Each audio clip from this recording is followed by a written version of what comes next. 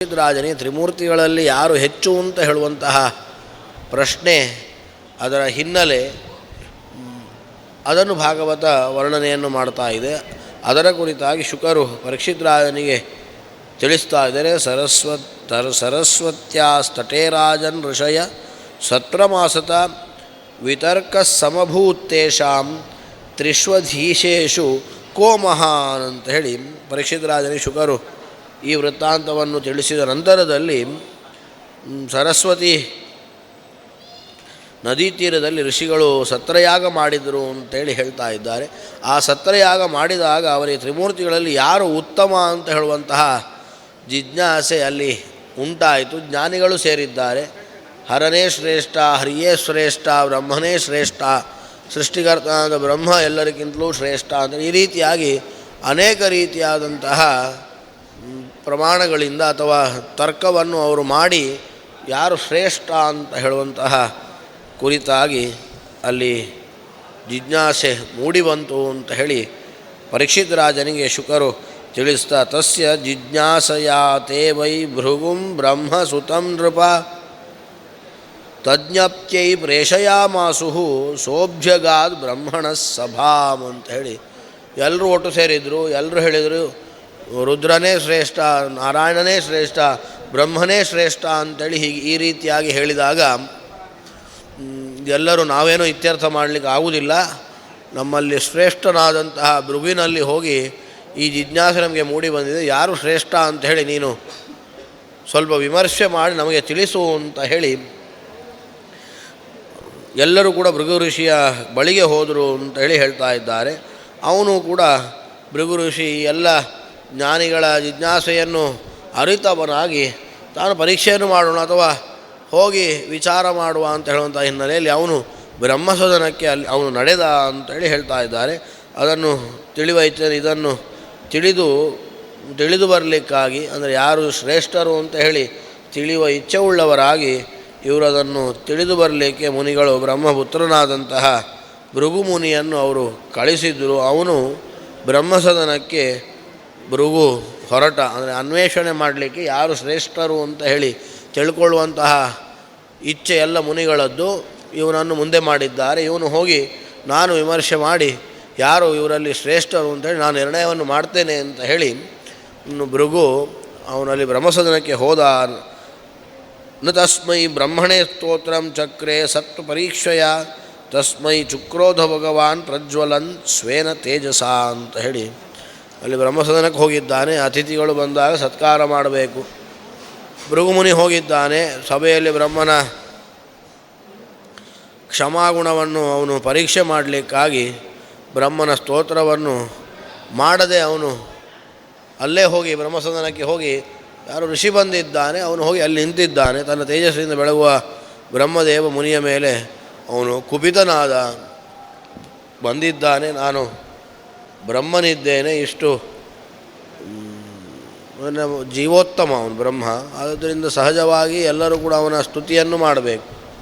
ಆದರೆ ಭೃಗು ಯದ್ಯಪಿ ಒಬ್ಬ ಜೀವನಾಗಿ ಜೀವೋತ್ತಮ ಬ್ರಹ್ಮನಲ್ಲಿಗೆ ಹೋದರೂ ಕೂಡ ಪರೀಕ್ಷೆ ಮಾಡಲಿಕ್ಕಾಗಿಯೇ ಹೋಗಿದ್ದಾನೆ. ಕ್ಷಮಾಗುಣವನ್ನು ಪರೀಕ್ಷೆ ಮಾಡಬೇಕು ಅಂತೇಳಿ ಹೋಗಿದ್ದಾನೆ. ಸ್ತೋತ್ರ ಮಾಡದೆ ನಿಂತಿದ್ದಾನೆ. ಅವನು ಸ್ತೋತ್ರ ಮಾಡದೆ ಅಲ್ಲಿ ನಿಂತಾಗ ಅವನು ಬ್ರಹ್ಮ ಅಲ್ಲಿ ಕುಪಿತನಾದ. ಸ ಆತ್ಮನ್ಯುತ್ಥಿತಂ ಮನ್ಯುಂ ಆತ್ಮಜಾಯಾತ್ಮನಃ ಪ್ರಭು ಅಶೀಷಮದ್ ಯಥಾವನ್ಹಿಂ ಶಮಯೇದ್ ವಾರಿಣ ಪ್ರಭು ಅಂತೇಳಿ ಬ್ರಹ್ಮದೇವ ತನ್ನ ಮನಸ್ಸಿನಲ್ಲಿ ಮಗನಾದಂಥ ಭೃಗುಮುನಿಯ ಮೇಲೆ ಎದ್ದ ಕೋಪವನ್ನು ಶಮನ ಮಾಡಿಕೊಳ್ಳಿಕ್ಕಾಗಿ ಸಮರ್ಥನಾದದ್ದರಿಂದ ಬೆಂಕಿಯನ್ನು ಆರಿಸುವಲ್ಲಿ ಸಮರ್ಥನಾದವನು ಬೆಂಕಿಯನ್ನು ನೀರಿನಿಂದ ಹೇಗೆ ಆರಿಸ್ತಾನೋ ಹಾಗೆ ಬ್ರಹ್ಮನೂ ಕೂಡ ಕ್ರೋಧ ಬಂತಾದರೂ ಕೂಡ ಅವನು ಅದನ್ನು ಶಮನ ಮಾಡಿದ ಅಂತ ಹೇಳಿ ಮಗನಾದಂಥ ಅಲ್ಲಿ ಮೊದಲೇ ಬ್ರಹ್ಮನ ಮಗನಾದಂತಹ ಭೃಗು ಅಂತ ಹೇಳಿದ್ದಾರೆ. ಅಲ್ಲಿ ವಿಶೇಷವಾಗಿ ಅಲ್ಲಿ ವಿಭೂತಿ ರೂಪದಲ್ಲಿ ಚಿಂತನೆಯನ್ನು ಕೊಡುವಾಗಲೂ ಕೂಡ ಭೃಗು ನಾನು ಆಗಿದ್ದೇನೆ ಅಂಥೇಳಿ ಗೀತೆಯಲ್ಲಿ ಕೃಷ್ಣ ಹೇಳ್ತಾನೆ. ಆ ರೀತಿಯಾಗಿ ಒಂದು ರೀತಿಯಾಗಿ ಯಾಕೆ ಭೃಗುವೇ ಹೋದ ಅಂತ ಹೇಳಿದರೆ ಅವನು ಶ್ರೇಷ್ಠನಾದದ್ರಿಂದ ಹೋಗಿದ್ದಾನೆ. ಅಂತೂ ಹೋದನಾದರೂ ಕೂಡ ಅವನು ಬ್ರಹ್ಮನ ಮಗನೇ ಆಗಿದ್ದಾನೆ. ಅಲ್ಲಿ ಬ್ರಹ್ಮನಿಗೆ ಕೋಪ ಬಂತಾದರೂ ಕೂಡ ಮಗನ ಮೇಲೆ ಅವನು ಆ ಕೋಪವನ್ನು ತೋರಿಸಿಕೊಳ್ಳದೆ ಅವನು ಆ ಕೋಪವನ್ನು ಶಮನ ಮಾಡಲಿಕ್ಕೆ ಸಮರ್ಥನಾದದ್ದರಿಂದ ಅವನು ಶಮನ ಮಾಡಿಕೊಂಡ. ಬ್ರಹ್ಮ ತತಃ ಕೈಲಾಸಮಗಮತ್ ಸತಂ ದೇವೋ ಮಹೇಶ್ವರ ಪರಿರಬ್ಧುಂ ಸಮಾರೇಭೆ ಉತ್ಥಾಯ ಭ್ರಾತರಂ ಮುದಾ ಅಂಥೇಳಿ ಭೃಗುಮುನಿ ಮತ್ತೆ ಅಲ್ಲಿಂದ ಕೈಲಾಸಕ್ಕೆ ಹೋದ. ರುದ್ರ ಎದ್ದು ತಮ್ಮನಾದಂತಹ ಮುನಿಯನ್ನು ಸಂತೋಷದಿಂದ ಆಲಿಂಗಿಸಲಿಕ್ಕೆ ಅವನು ಮುಂದಾದ. ಭೃಗುಮುನಿ ಬಂದಿದ್ದಾನೆ, ಆತ್ಮೀಯ ಬಂದಿದ್ದಾನೆ ಅಂಥೇಳಿ ಅವನು ಆಲಿಂಗನೆ ಮಾಡಲಿಕ್ಕೆ ಹೋದಾಗ ನೈಚ್ಛದ್ ತಮಶುಭಾಚಾರ ಇತಿ ದೇವಶ್ಚುಕೋಪಃ ಶೂಲಮುದ್ಯಮ್ಯತಂ ಹಂತುಮಾರೇಬೆ ತಿಗ್ಮಲೋಚನ ಅಂತೇಳಿ ರುದ್ರದೇವನ ಕ್ಷಮಾಗುಣವನ್ನು ನಾನು ಪರೀಕ್ಷಿಸಬೇಕು. ಆ ಉದ್ದೇಶದಿಂದ ಮುನಿ ರುದ್ರದೇವ ಅಮಂಗಲ, ಅವನು ಆಚಾರದವ ಅಂತೆ, ಅಮಂಗಲ ಆಚಾರದವನು ಅಂತ ಹೇಳಿ ಅವನ ಆಲಿಂಗನವನ್ನು ಅವನು ಇಚ್ಛಿಸಲಿಲ್ಲ ಭೃಗುಮುನಿ. ಅಲ್ಲಿ ಬ್ರಹ್ಮನ ಕ್ಷಮಾಗುಣವನ್ನು ಪರೀಕ್ಷೆ ಮಾಡಬೇಕು ಅಂತ ಹೇಳಿ ಸ್ತೋತ್ರವನ್ನು ಮಾಡಲಿಲ್ಲ. ಇಲ್ಲಿ ಅಂತೂ ತನ್ನ ತಮ್ಮನಾದಂತಹ ಭೃಗು ಬಂದಿದ್ದಾನೆ ಅಂಥೇಳಿ ಆಲಿಂಗನ ಮಾಡಲಿಕ್ಕೆ ಮುಂದಾದರೆ ಇವನ ಕ್ಷಮಾಗುಣ ಯಾವ ರೀತಿಯಾಗಿ ಉಂಟು ಅಂತ ಹೇಳಿ ನೋಡುವ ಅಂತ ಹೇಳಿ ಭೃಗುಮುನಿ, ನೀನು ಅಮಂಗಲನಾಗಿದ್ದಿ, ಅಮಂಗಲ ಆಚಾರದವನಾಗಿದ್ದಿ, ನಿನ್ನ ಆಲಿಂಗನನ್ನು ನಾನು ಇಚ್ಛಿಸುವುದಿಲ್ಲ. ರುದ್ರದೇವ ಈ ರೀತಿಯಾಗಿ ಭೃಗುಮುನಿ ಆಡಿದಾಗ ರುದ್ರದೇವ ತೀಕ್ಷ್ಣ ದೃಷ್ಟಿ ಬೀರ್ತಾ ಶೂಲವನ್ನು ಎತ್ತಿ ಮುನಿಯನ್ನು ಹಿಂಸಿಸಲಿಕ್ಕೆ ಅವನು ಮುಂದಾದ ಅಂತ ಹೇಳಿ ಅಲ್ಲಿ ಭೃಗುವಿಗೆ ಶಿವನೂ ಕೂಡ ಅಲ್ಲಿ ಯಾವ ರೀತಿಯಾಗಿ ಕುಪಿತನಾದ. ಪತಿತ್ವ ಪಾದಯೋರ್ದೇವಿ ಸಾಂತ್ವಯ ಮಾಸತಂಗಿರ ಇತಿ ಕೃಚ್ರ ತಥೋ ಮುಕ್ತ ಕೈಲಾಸಾದ್ ರಜತಾಚಲಾತ್ ಅಂತ ಹೇಳಿ ಮುನಿರ್ಜಗಾಮ ವೈಕುಂಠಂ ಯತ್ರ ದೇವೋ ಜನಾರ್ದನಃ. ದೇವಿ ಪಾರ್ವತಿ ಪತಿಯ ಪಾದಗಳಿಗೆ ಎರಗಿ ಮಾತಿನಿಂದ ಸಮಾಧಾನವನ್ನು ಮಾಡಿದ್ಲು. ಭೃಗು ಮೇಲೆ ನೀವು ಹೀಗೆ ಕೋಪಗೊಳ್ಳಬೇಡಿ, ಅವನನ್ನು ರಕ್ಷಿಸಿ, ಅವನನ್ನು ನೀವು ಕಾಪಾಡಿ ಅಂತ ಹೇಳಿ ಪಾರ್ವತಿಯ ಒಂದು ಮಧ್ಯವಸ್ತಿಕೆಯಲ್ಲಿ ಕಷ್ಟದಿಂದ ಪಾರಾದ ಬಳಿಕ ಕೈಲಾಸ ಅಂತ ಹೇಳುವಂತಹ ಬೆಟ್ಟದಿಂದ ಭೃಗುಮುನಿ ವೈಕುಂಠಕ್ಕೆ ಅವನು ನಡೆದ. ಇಲ್ಲಿ ನಾರಾಯಣ ಇದ್ದಾನೆ. ವೈಕುಂಠ ತ್ರಿಮೂರ್ತಿಗಳಲ್ಲಿ ಯಾರು ಶ್ರೇಷ್ಠರು ಅಂದರೆ ಬ್ರಹ್ಮನನ್ನು ಪರೀಕ್ಷಿಸಿದ್ದಾಯಿತು, ಶಿವನನ್ನು ಪರೀಕ್ಷಿಸಿದ್ದಾಯಿತು, ಈಗ ನಾರಾಯಣನನ್ನು ಪರೀಕ್ಷಿಸಬೇಕು ಅಂತ ಹೇಳಿ ಅವನು ವೈಕುಂಠಕ್ಕೆ ಹೊರಟ. ಶಯಾನಂ ಶ್ರಿಯ ಉತ್ಸಂಗೆ ಪದಾ ವಕ್ಷ್ಯಸ್ಯ ತಾಡಯತ್ ತತ ಉತ್ಥಾಯ ಭಗವಾನ್ ಸಹಲಕ್ಷ್ಮ್ಯಾ ಸ್ವತಾಂ ಗತಿ ಸ್ವತಲ್ಪಾದವರುಖ್ಯಾಶು ನನಾಮ ಶಿರಸಾ ಮುನಿಂ ಅಂಥೇಳಿ ಈ ರೀತಿಯಾಗಿ ಲಕ್ಷ್ಮೀದೇವಿಯ ವೈಕುಂಠದಲ್ಲಿ ಲಕ್ಷ್ಮೀದೇವಿಯ ತೊಡೆಯ ಮೇಲೆ ಮಲಗಿದ್ದಂತಹ ನಾರಾಯಣನ ಎದೆಯ ಮೇಲೆ ಅವನು ಕಾಲಿನಿಂದ ಭೃಗುಮುನಿ ಒದ್ದ. ಇವನು ನಾರಾಯಣ ಯಾವ ರೀತಿಯ ಕ್ಷಮಾಗುಣವನ್ನು ಹೊಂದಿದ್ದಾನೆ ಅಂತೇಳಿ ಪರೀಕ್ಷೆ ಮಾಡಲಿಕ್ಕಾಗಿ ಭೃಗು ತನ್ನ ಕಾಲಿನಿಂದ ನಾರಾಯಣನ ವಕ್ಷಸ್ಥಳಕ್ಕೆ ತೊಡೆಯ ಮೇಲೆ ಮಲಗಿದ್ದಾನೆ, ಲಕ್ಷ್ಮಿಯ ತೊಡೆಯ ಮೇಲೆ ಮಲಗಿದ್ದಾನೆ. ಅಲ್ಲಿ ಅವನ ಎದೆಯ ಮೇಲೆ ಅವನು ಕಾಲಿಟ್ಟ. ಈ ರೀತಿಯಾಗಿ ಸಜ್ಜನನಿಗೆ ಆಶ್ರಯನಾದಂಥ ಭಗವಂತ ಲಕ್ಷ್ಮಿಯೊಂದಿಗೆ ತನ್ನ ಹಾಸಿಗೆಯಿಂದ ಬೇಗನೆ ಇಳಿದು ಬಂದು ಮುನಿಯನ್ನು ತಲೆಬಾಗಿ ಅವನು ವಂದಿಸಿದ. ಅಂತೂ ಭೃಗು ಕಾಲಿನಿಂದ ಒದ್ದನಾದರೂ ಕೂಡ ಭೃಗು ಬಂದಿದ್ದಾನೆ ಅಂತ ಹೇಳಿ ಯಥೋಚಿತವಾದಂತಹ ಸತ್ಕಾರವನ್ನು ಋಷಿಗೆ ಮಾಡಬೇಕು ಅಂತ ಹೇಳುವಂತಹ ಹಿನ್ನೆಲೆಯಲ್ಲಿ ಅವನು ಏನೂ ಕೋಪಗೊಳ್ಳದೆ ಎದ್ದು ಬಂದು ಅವನು ತಲೆಬಾಗಿ ಭೃಗುವಿಗೆ ವಂದಿಸಿದ. ಆಹತೆ ಸ್ವಾಗತಂ ಬ್ರಹ್ಮನ್ ನಿಷೀದಾತ್ರಾಸನೇ ಕ್ಷಣಂ ಅಜಾನತಾಮಾಗಸಂ ನಃ ಕ್ಷಂತುಮರ್ಹಸಿ ಮಾನದ ಅಂತ ಹೇಳಿ ದೇವರಾಡುವಂತಹ ಮಾತು ಭೃಗುವಿಗೆ. ಅವರಿಬ್ಬರು ಅತ್ತ ಕೋಪಗೊಂಡರು. ಒಬ್ಬ ಸ್ತೋತ್ರ ಮಾಡಲಿಲ್ಲ ಅಂಥೇಳಿ ಬ್ರಹ್ಮ ಕೋಪಗೊಂಡ. ಇತ್ತ ರುದ್ರ ನಾನು ಅಮಂಗಲ ಅಂತೇಳಿ ಹೇಳ್ತಾನೆ ಇವನು ಅಂಥೇಳಿ ಪುನಃ ಅವನು ರುದ್ರನೂ ಕೋಪಗೊಂಡ. ಆದರೆ ನಾರಾಯಣನ ಎದೆಗೆ ಒದ್ದಿದ್ದಾನೆ. ಆದರೂ ಕೂಡ ಅವನು ಹಾಸಿಗೆಯಿಂದ ಇಳಿದು ಬಂದು ನಾನು ಏನಾದರೂ ತಪ್ಪಾಗಿದೆ ನನ್ನನ್ನು ಕ್ಷಮಿಸು ಅಂತ ಹೇಳುವಂಥ ಮಾತುಗಳನ್ನು ಆಡ್ತಾ ಇದ್ದಾನೆ. ಆಹತೆ ಸ್ವಾಗತಂ, ನಿನಗೆ ನಾನು ಸ್ವಾಗತವನ್ನು ಬಯಸ್ತಾ ಇದ್ದೇನೆ. ಈ ಆಸನದಲ್ಲಿ ಒಂದು ಕ್ಷಣ ನೀನು ಕುಳಿತುಕೋ. ಜ್ಞಾನದಾಯಕನೇ, ಈ ಏನೋ ನಾನು ತಿಳಿಯದೆ ಮಾಡಿದ ನನ್ನ ಅಪರಾಧವನ್ನು ನೀನು ಕ್ಷಮಿಸು ಅಂಥೇಳಿ ದೇವಿ ಭೃಗುವೇ ಇಲ್ಲಿ ತಪ್ಪು ಮಾಡಿದ್ನಾದರೂ ಕೂಡ ವೈಕುಂಠಕ್ಕೆ ಅತಿಥಿಯಾಗಿ ಬಂದಿದ್ದಾನೆ. ಆ ಹಿನ್ನೆಲೆಯಲ್ಲಿ ಭೃಗು ತಪ್ಪು ಮಾಡಿದ್ನಾದರೂ ಕೂಡ ಸ್ವಲ್ಪವೂ ಕೂಡ ಕೋಪಗೊಳ್ಳದೆ ಅತಿಸತ್ಕಾರವನ್ನು ನಾರಾಯಣ ಈ ರೀತಿಯಾಗಿ ಮಾಡಿದ, ನನ್ನನ್ನು ನೀನು ಕ್ಷಮಿಸು, ಅಪರಾಧವನ್ನು ಮನ್ನಿಸು, ತಿಳಿಯದೆ ಈ ಅಪರಾಧ ನಡೆದು ಹೋಗಿದೆ, ಈ ಆಸನದಲ್ಲಿ ನೀನು ಕುಳಿತುಕೋ ಅಂಥೇಳಿ ಅತಿಸತ್ಕಾರವನ್ನು ನಾರಾಯಣ ಭೃಗುವಿಗೆ ಮಾಡಿದಾಗ ಪುನೀಹಿ ಸಹಲೋಕಂ ಮಾಂ ಲೋಕಪಾಲಾಂಶ್ಚ ಮದ್ಗತಾನ್ ಪಾದೋದಕೇನ ಭವತಸ್ತೀರ್ಥಾನಾಂ ತೀರ್ಥಕಾರಿಣ ಅಂಥೇಳಿ ಗಂಗಾದಿ ತೀರ್ಥಗಳಿಗೂ ಕೂಡ ಪಾವಿತ್ರ್ಯವನ್ನು ತಂದುಕೊಡುವಂಥ ನಿನ್ನ ಪಾದೋದಕದಿಂದ ನನ್ನ ಲೋಕವನ್ನು, ನನ್ನ ಆಶ್ರಯದಲ್ಲಿರುವಂತಹ ಲೋಕ ಬಾಲಕರನ್ನು ನೀನು ಪವಿತ್ರಗೊಳಿಸು ಅಂತ ಹೇಳಿ ನಾರಾಯಣನ ಪಾದೋದಕ ಆದರೂ ಅತಿಥಿಯನ್ನು ಸತ್ಕರಿಸಿದಂತಹ ನಾರಾಯಣ ಆಡುವಂತಹ ಮಾತು ಅದ್ಯಾಹಂ ಭಗವನ್ ಲಕ್ಷ್ಮ್ಯ ಆಸನಮೇಕಾಂತ ಭಾಜನಂ ವತ್ಸ್ಯತ್ಯುರಸಿನೋ ಭೂತಿ ಭವತ್ಪಾದಹತಾಂ ಹಸಿ ಅಂಥೇಳಿ, ನಾನಿನ್ನು ಲಕ್ಷ್ಮಿಗೆ ಎಂದೂ ಬಿಡಲಾಗದ ಆಶ್ರಯನಾದೆ. ಯಾಕೆ ಅಂಥೇಳಿ ನಿನ್ನ ಪಾದಧೂಳಿಯಿಂದ ಪಾಪ ಮುಕ್ತವಾದಂತಹ ನನ್ನ ಎದೆಯಲ್ಲಿ ಅವಳು ಇನ್ನು ಸದಾ ವಾಸ ಮಾಡ್ತಾಳೆ ಅಂಥೇಳಿ ಮತ್ತೆ ಪುನಃ ಅದರ ಹಿನ್ನೆಲೆ ಬೇರೆ ಉಂಟು. ಅಂತೂ ಎದೆಗೆ ಒದ್ದಾಗ ಅವನನ್ನು ಬೈಯುವುದು ಅಥವಾ ಕೋಪಗೊಳ್ಳದೆ ಅವನ ಸತ್ಕಾರವನ್ನು ಮಾಡಿ ಇನ್ನು ಆ ಪಾದಧೂಳಿ ನನ್ನ ವಕ್ಷಸ್ಥಳಕ್ಕೆ ಬಿತ್ತು ಅಂತ ಹೇಳಿದರೆ ಅದು ಅತ್ಯಂತ ಅದು ಪವಿತ್ರಗೊಂಡಿದೆ. ಆದ್ದರಿಂದ ಲಕ್ಷ್ಮಿಯಲ್ಲಿ ಸದಾ ನೆಲೆಸಬಹುದು. ಪವಿತ್ರವಾದಂಥ ಸ್ಥಳದಲ್ಲಿ ಲಕ್ಷ್ಮಿಯ ವಾಸ, ನಿನ್ನ ಒಂದು ಪಾದಧೂಳಿಯಿಂದ ಅದು ಪವಿತ್ರಗೊಂಡಿದೆ. ಆದ್ದರಿಂದ ಲಕ್ಷ್ಮಿಯಲ್ಲಿ ನಿರಂತರವಾಗಿ ಅಲ್ಲಿ ಇರ್ತಾಳೆ ಅಂತೇಳಿ ಅವನನ್ನು ಭೃಗುವನ್ನು ಅತಿಥಿ ಸತ್ಕಾರವನ್ನು ನಡೆಸಿಕೊಂಡು ಅವನನ್ನು ಹೊಗಳ್ತಾ ಇದ್ದಾನೆ. ಶ್ರೀವತ್ಸಮಿತಿ ನಾಮಾಪಿ ಜಾಯತಾಂ ಪಾದಲಕ್ಷಣಂ ಅಂಥೇಳಿ, ನನ್ನ ಎದೆಯಲ್ಲಿರುವಂಥ ನಿನ್ನ ಪಾದಚಿಹ್ನೆ ಶ್ರೀವತ್ಸ ಅಂತ ಹೇಳುವಂತಹ ಹೆಸರಿನಿಂದ ಪ್ರಸಿದ್ಧವಾಗಲಿ ಅಂಥೇಳಿ ಈ ರೀತಿಯಾಗಿ ಋಷಿಗೆ ಗೌರವವನ್ನು ನಾರಾಯಣ ನೀಡಿದ ಅಂತ ಹೇಳಿ ತಿಳಿಸಿಕೊಡ್ತಾ ಇದ್ದಾನೆ.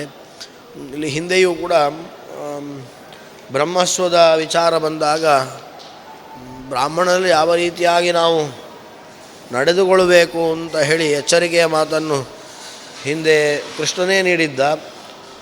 ಪ್ರಾಯಶಃ ಅದರ ಆಚರಣೆಯನ್ನು ಸಾಕ್ಷಾತ್ ಇಲ್ಲಿ ಯದ್ಯಪಿ ಯಾರಿಗಾದರೂ ಕೂಡ ಕೋಪ ಬರಲೇಬೇಕು. ಭೃಗುವೇ ಇಲ್ಲಿ ತಪ್ಪಿತಸ್ಥ. ಏನೇ ಆಗಿರಬಹುದು, ಅವನ ವೈಕುಂಠ ಲೋಕಕ್ಕೆ ಹೋಗಿ ಸರ್ವೋತ್ತಮನಾದಂತಹ ಹರಿಯ ವಕ್ಷಸ್ಥಳಕ್ಕೆ ಅವನು ಕಾಲಿನಿಂದ ಒದ್ದದ್ದು, ಅದಾಗಿಯೂ ಕೂಡ ನಾರಾಯಣ ಅವನಿಗೆ ಅತಿಸತ್ಕಾರವನ್ನು ಮಾಡಿದ್ದು. ಯದ್ಯಪಿ ಭೃಗುವಿನದ್ದೇ ತಪ್ಪು ಮಾಡಿದ್ದರೂ ಕೂಡ ಬ್ರಾಹ್ಮಣರನ್ನು ಕ್ಷಮಿಸಿ ಅವನು ನಮಸ್ಕರಿಸಿರಿ ಅಂತ ಹೇಳಿ ಹಿಂದೇನು ಅವನು ಉಪದೇಶವನ್ನು ಮಾಡಿದ್ದ. ಪ್ರಾಯಶಃ ಅದರ ಒಂದು ಪ್ರಾತ್ಯಕ್ಷಿತೆಯನ್ನು ಅವನು ಇಲ್ಲಿ ನೀಡ್ತಾ ಇದ್ದಾನೆ, ಆಚರಣೆಯನ್ನು ಇಲ್ಲಿ ಮಾಡ್ತಾ ಇದ್ದಾನೆ. ಏವಂ ಭ್ರುವಾಣೆ ವೈಕುಂಠೆ, ಶುಕರು ತಿಳಿಸ್ತಾ ಇದ್ದಾರೆ. ಈ ರೀತಿಯಾಗಿ ಸತ್ಕಾರವನ್ನು ಭೃಗುವಿಗೆ ಮಾಡಿದ ನಂತರದಲ್ಲಿ ಏವಂ ಬ್ರುವಾಣೆ ವೈಕುಂಠೆ ಭೃಗುಸ್ತಸ್ತಾರುದ್ರಯಾಗಿರಾಂ ನಿರ್ವೃತ್ತಸ್ತರ್ಪಿತಸ್ತೂಷ್ಣೀಂ ಭಕ್ತ್ಯುತ್ಕಂಠೋಶ್ರುಲೋಚನ ಅಂತ ಹೇಳಿ ಹೀಗೆ ಹರಿ ಇಷ್ಟೆಲ್ಲ ಸತ್ಕಾರವನ್ನು ಮಾಡಿದಾಗ, ಹೀಗೆ ಹೇಳಿದಾಗ ಅವನ ದಯಾಸಂಪೂರ್ಣವಾದಂತಹ ಮಾತಿನಿಂದ ಭೃಗುಮುನಿ ಅಲ್ಲಿ ಸುಖಿಗಳಂತಹ ತೃಪ್ತರಾಗಿ ಭಕ್ತಿಯ ಉದ್ರೇಕದಿಂದ ಬಿಗಿದ ಆ ಕಂಠದವನಾಗಿ, ಅಯ್ಯೋ ಇಷ್ಟೆಲ್ಲ ನಾನು ಅವನಿಗೆ ಗೊತ್ತುಂಟು, ಪರೀಕ್ಷೆ ಮಾಡಲಿಕ್ಕೆ ಬಂದಿದ್ದಾನೆ ಭೃಗು, ನಾನು ಇಷ್ಟೆಲ್ಲ ತಪ್ಪನ್ನು ಮಾಡಿದ್ದರೂ ಕೂಡ ಅವನು ನನ್ನನ್ನು ಏನೂ ಕೂಡ ಕೋಪಗೊಳ್ಳದೆ ನಾರಾಯಣ ಇಷ್ಟು ಸತ್ಕಾರವನ್ನು ಮಾಡ್ತಾ ಇದ್ದಾನೆ, ಏನು ಮಾತಾಡಬೇಕು ಅಂತ ಹೇಳಿ ಗೊತ್ತಾಗದೆ ಇಲ್ಲಿ ಬಿಗಿದ ಉದ್ರೇಕದಿಂದ ಬಿಗಿದಂತಹ ಕಂಠದವನಾಗಿ ಕಣ್ಣು ಮುಚ್ಚಿಕೊಂಡು ಅವನು ಅಲ್ಲಿ ನೀರನ್ನು ತುಂಬಿಕೊಂಡು ಅವನು ಭೃಗು ಮೌನನಾದ ಅಂತ ಹೇಳಿ ತೂಷ್ಣೀಂ, ಅವನು ಸುಮ್ಮನಾದ, ಏನು ಹೇಳಬೇಕು ಅಂತೇಳಿ ಗೊತ್ತಾಗದೆ ಅವನು ಮೌನವಾಗಿ ಹೋದ. ಪುನಃ ಸ್ವಸತ್ರಮಾಸಾದ್ಯ ಮುನೀನಾಂ ಬ್ರಹ್ಮವಾದಿನಾಂ ಸ್ವಾನುಭೂತಮಶೇಷೇಣ ರಾಜನ್ ಭೃಗುರವರ್ಣಯತು ಅಂಥೇಳಿ ಭೃಗುಮುನಿ ಪುನಃ ಸತ್ರಕ್ಕೆ ಬಂದು ಪರೀಕ್ಷೆ ಮಾಡಿದ್ದಾಯಿತು, ಸತ್ಕಾರವನ್ನೆಲ್ಲ ಸ್ವೀಕಾರ ಮಾಡಿದ.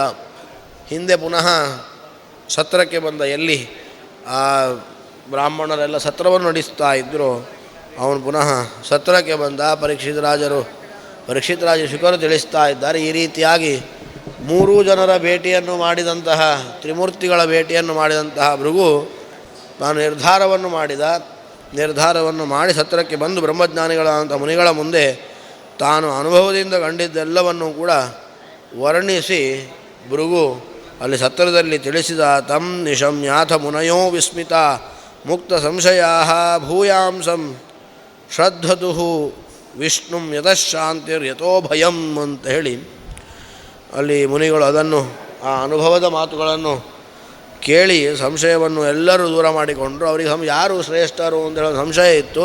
ಈ ವೃತ್ತಾಂತವನ್ನು ಭೃಗುಮನಿಯಿಂದ ಕೇಳಿದಂತಹ ಎಲ್ಲರೂ ಕೂಡ ಸಂಶಯದಿಂದ ದೂರರಾದರು. ಅವರ ಸಂಶಯ ಪರಿಹಾರವಾಯಿತು. ವಿಸ್ಮಯವನ್ನು ಅವರು ಪಟ್ಟರು ಅಂತ ಹೇಳಿ ತಿಳಿಸ್ತಾ ಶಾಂತಿ ಅಭಯವನ್ನು ನೀಡುವಂತಹ ವಿಷ್ಣುವನ್ನೇ ಸರ್ವೋತ್ತಮ ಅಂತ ಹೇಳಿ ಅವರು ಎಲ್ಲರೂ ಕೂಡ ಶ್ರದ್ಧೆಯನ್ನು ಉಳ್ಳವರಾದರು ಅಂತ ಹೇಳಿ ತ್ರಿಮೂರ್ತಿಗಳಲ್ಲಿ ಇಷ್ಟು ಸಹನೆಯನ್ನು ತೋರಿದಂತಹ ನಾರಾಯಣನೇ ಸರ್ವೋತ್ತಮನಾಗಿದ್ದಾನೆ, ವಿಷ್ಣುವೇ ಸರ್ವೋತ್ತಮನಾಗಿದ್ದಾನೆ. ಎಲ್ಲರೂ ಕೂಡ ಅದರ ಕುರಿತಾಗಿ ಶ್ರದ್ಧೆಯನ್ನು ಅವರು ಉಳ್ಳವರಾದರು. ಧರ್ಮಸಾಕ್ಷಾತ್ ಯಥೋಜ್ಞಾನಂ ವೈರಾಗ್ಯಂ ಚ ಚತುರ್ವಿಧಂ ಐಶ್ವರ್ಯಂ ಚ ಅಷ್ಟಧಾ ಯಸ್ಮಾತ್ ಯಶಶ್ಚಾತ್ಮಮಲಾಪಹಂ ಅಂತ ಹೇಳಿ ಧರ್ಮಜ್ಞಾನ, 4 ಬಗೆಯ ವೈರಾಗ್ಯ, 8 ಬಗೆಯ ಐಶ್ವರ್ಯ, ತಮ್ಮ ಪಾಪನಾಶಕವಾದಂತಹ ಕೀರ್ತಿ, ಇವೆಲ್ಲವೂ ಕೂಡ ಸಾಕ್ಷಾತ್ ಯಾರಿಂದ ದೊರಕ್ತದೋ ಅಂತಹ ಸರ್ವೋತ್ತಮ ವಿಷ್ಣುವನ್ನು ಸರ್ವೋತ್ತಮ ಅಂಥೇಳಿ ಅವರು ಶ್ರದ್ಧೆಯಿಂದ ಅವರು ಭಜಿಸಿದರು. ವಿಷ್ಣುವನ್ನು ಅವರು ಶ್ರದ್ಧೆಯಿಂದ ಸೇವಿಸಿದರು ಅಂತ ಹೇಳಿ ಪ್ರವಚನ ಏನು ಇದೆ.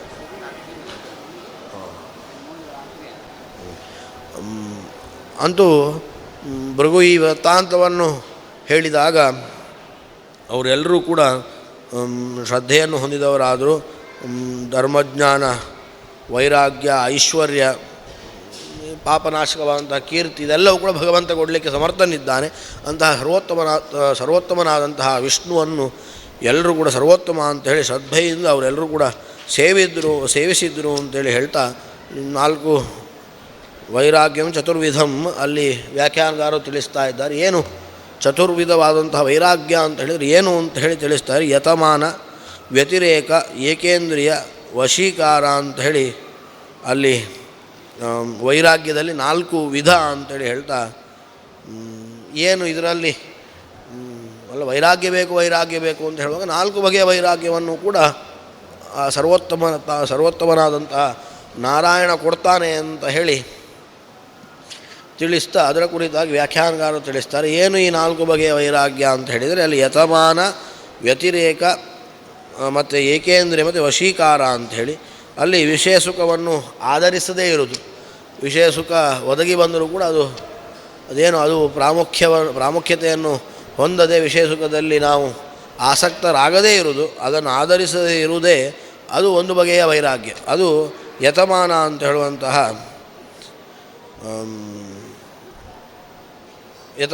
ಹೇಳುವಂತಹ ರೀತಿಯ ವೈರಾಗ್ಯ ಅಂಥೇಳಿ ವ್ಯಾಖ್ಯಾನಗಾರರು ತಿಳಿಸ್ತಾರೆ.